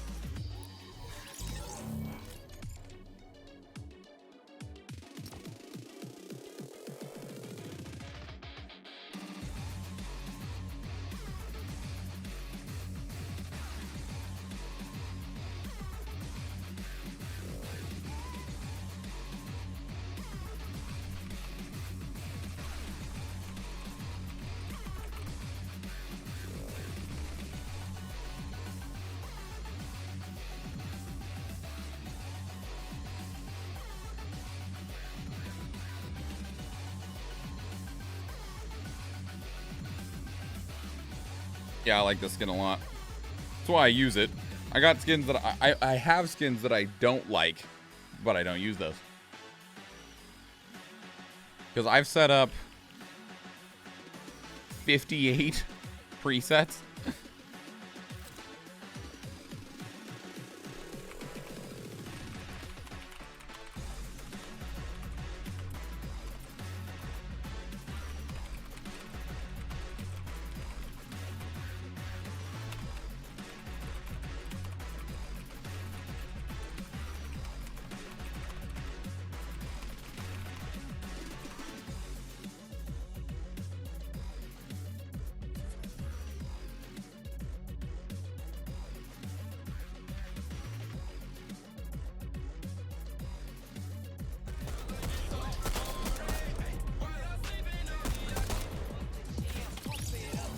I keep trying to pause the music and it'll pause and immediately restart playing again. It was like, no, you're gonna listen to the song.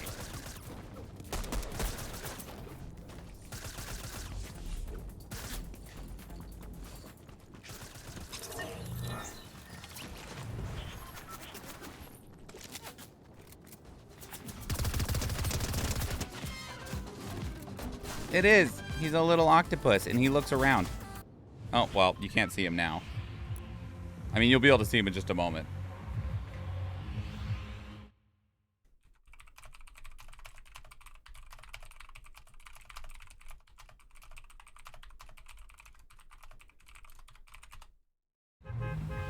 Did they mark anywhere? They didn't. Did they jump already? They didn't. Sure, okay.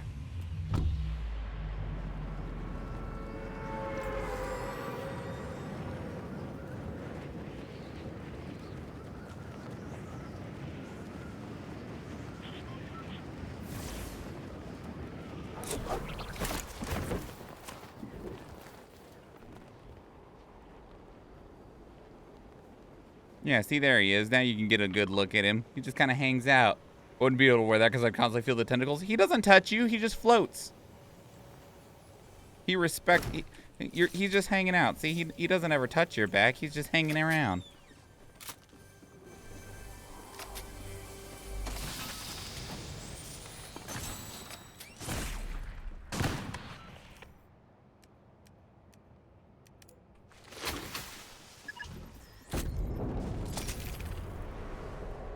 I wonder if that's going to land on the roof or come through. Oh, it's in a balloon. I actually know the answer. Oh.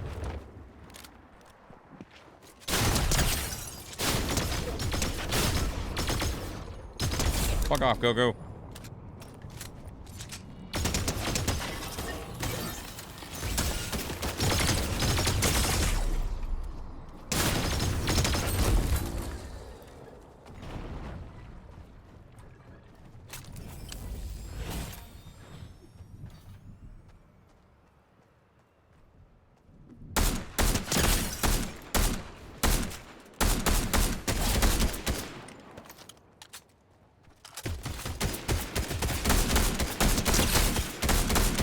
Jerks.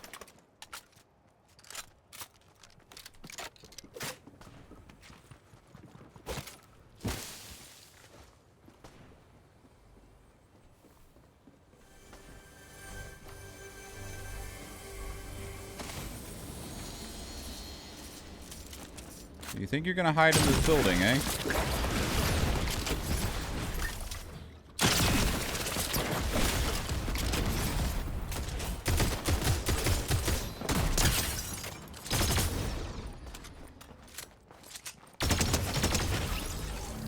Good effort.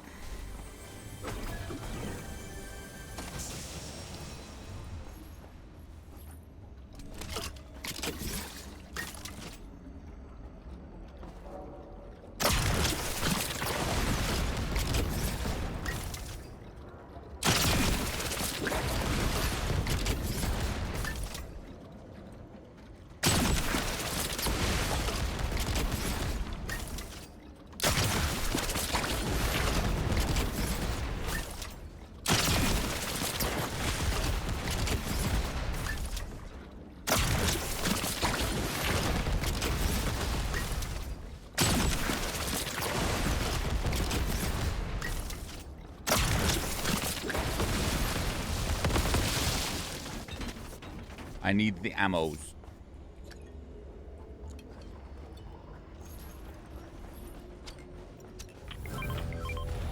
Is El Kamal a fucking bot? I think they might be. They're busy just destroying buildings. And normally name with random numbers on the end to me is a bot.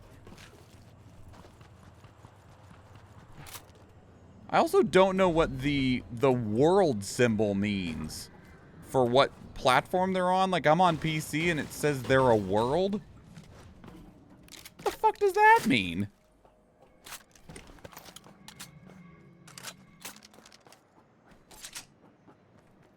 It's like it means they're a bot.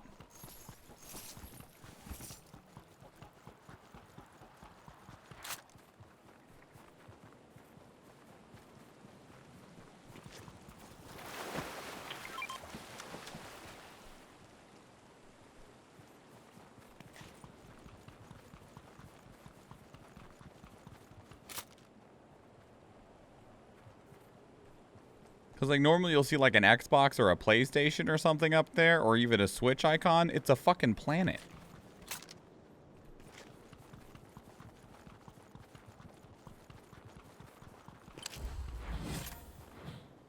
I'm a survivor. Wait. How'd you get all the way the fuck over there? They must have jumped or something. The bounty was right here, and now they're, well, not.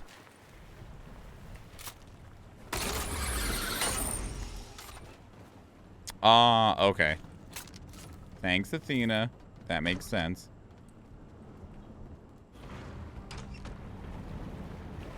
It's probably to keep people from being dicks and being like, I don't want to play with no Sony pony.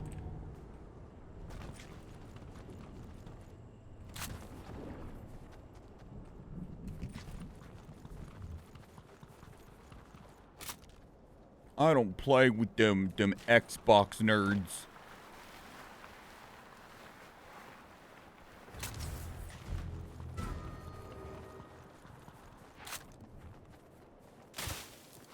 I guess I basically had only ever played with people that were on my friends list or in my party. It was one of the only times I've ever actually randomed into a group.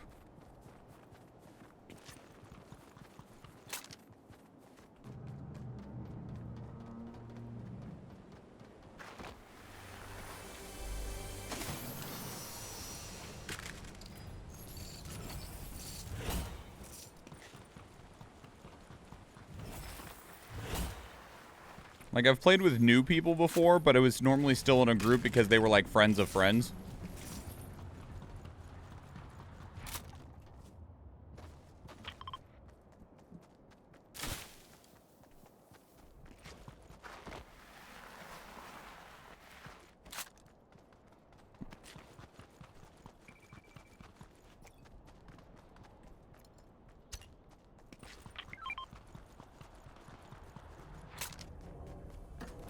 Yeah, it'd still be in the party.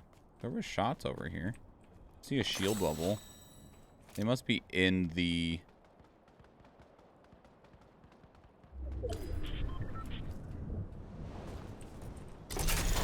Must be in the vault.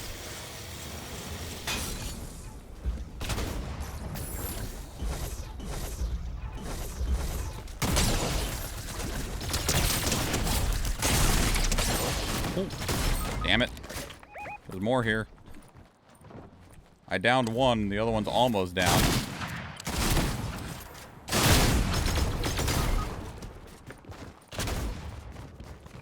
Yeah, El Kamal is definitely a bot. They're just floating in the water. Yep, okay. And then they disconnected because they were just a bot. Well, that sucks. I don't like that you can random into bots. I don't like that your party can get filled with bots. That's awful. That's quite poor design.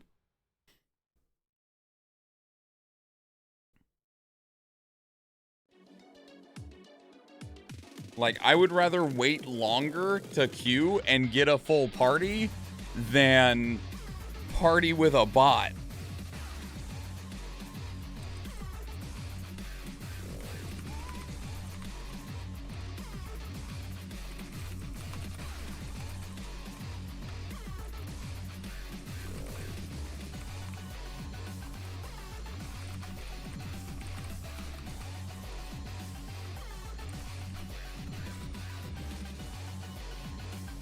Okay, that said, we are going to see who's streaming, run this battle early, and then make our way out of here.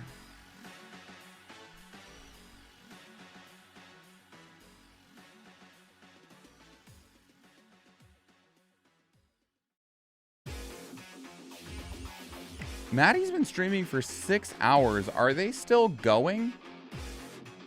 Can I have a double cheeto? No, it's good for now. Thank you. It's good. I didn't eat it.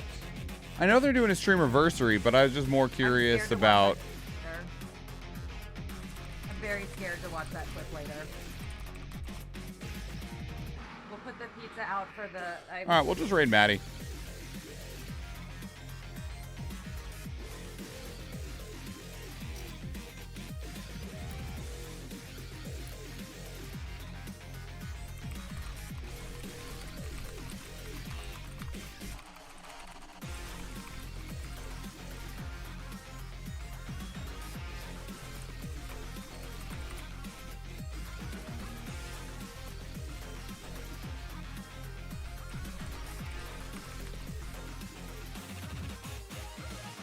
Why is this like this?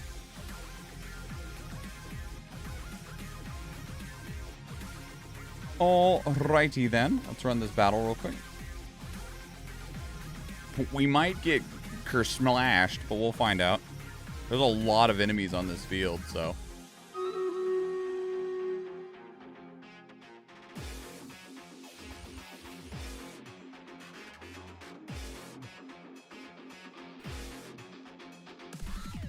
Athena has already dropped the raid message into Chitty Chat. These are the socials if you want to follow me on Twitter or on the Discord.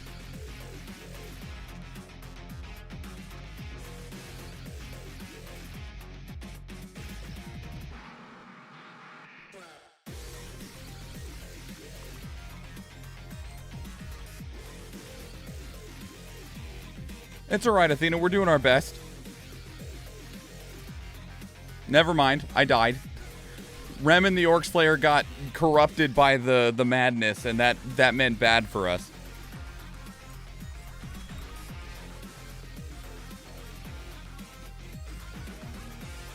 That's okay. It just means that it'll scale down, right? And that's where we can start on Tuesday. That's all that'll mean. Okay, I have already initiated the raid. So with that said, everybody, I will be back on Tuesday. We'll be playing some more Bayonetta 3. At which case we should be finished at that point with Bayonetta 3, and then we'll be figuring out what we're doing after that. So I will see you on Tuesday. Otherwise, be sure to check out the incredible Athena Latina, who will be streaming on Wednesday for Wind Downs Wednesday and singing us some beautiful songs. Thank you so much for everyone for hanging out and chatting up and stuff during the stream. And I'll see you next time.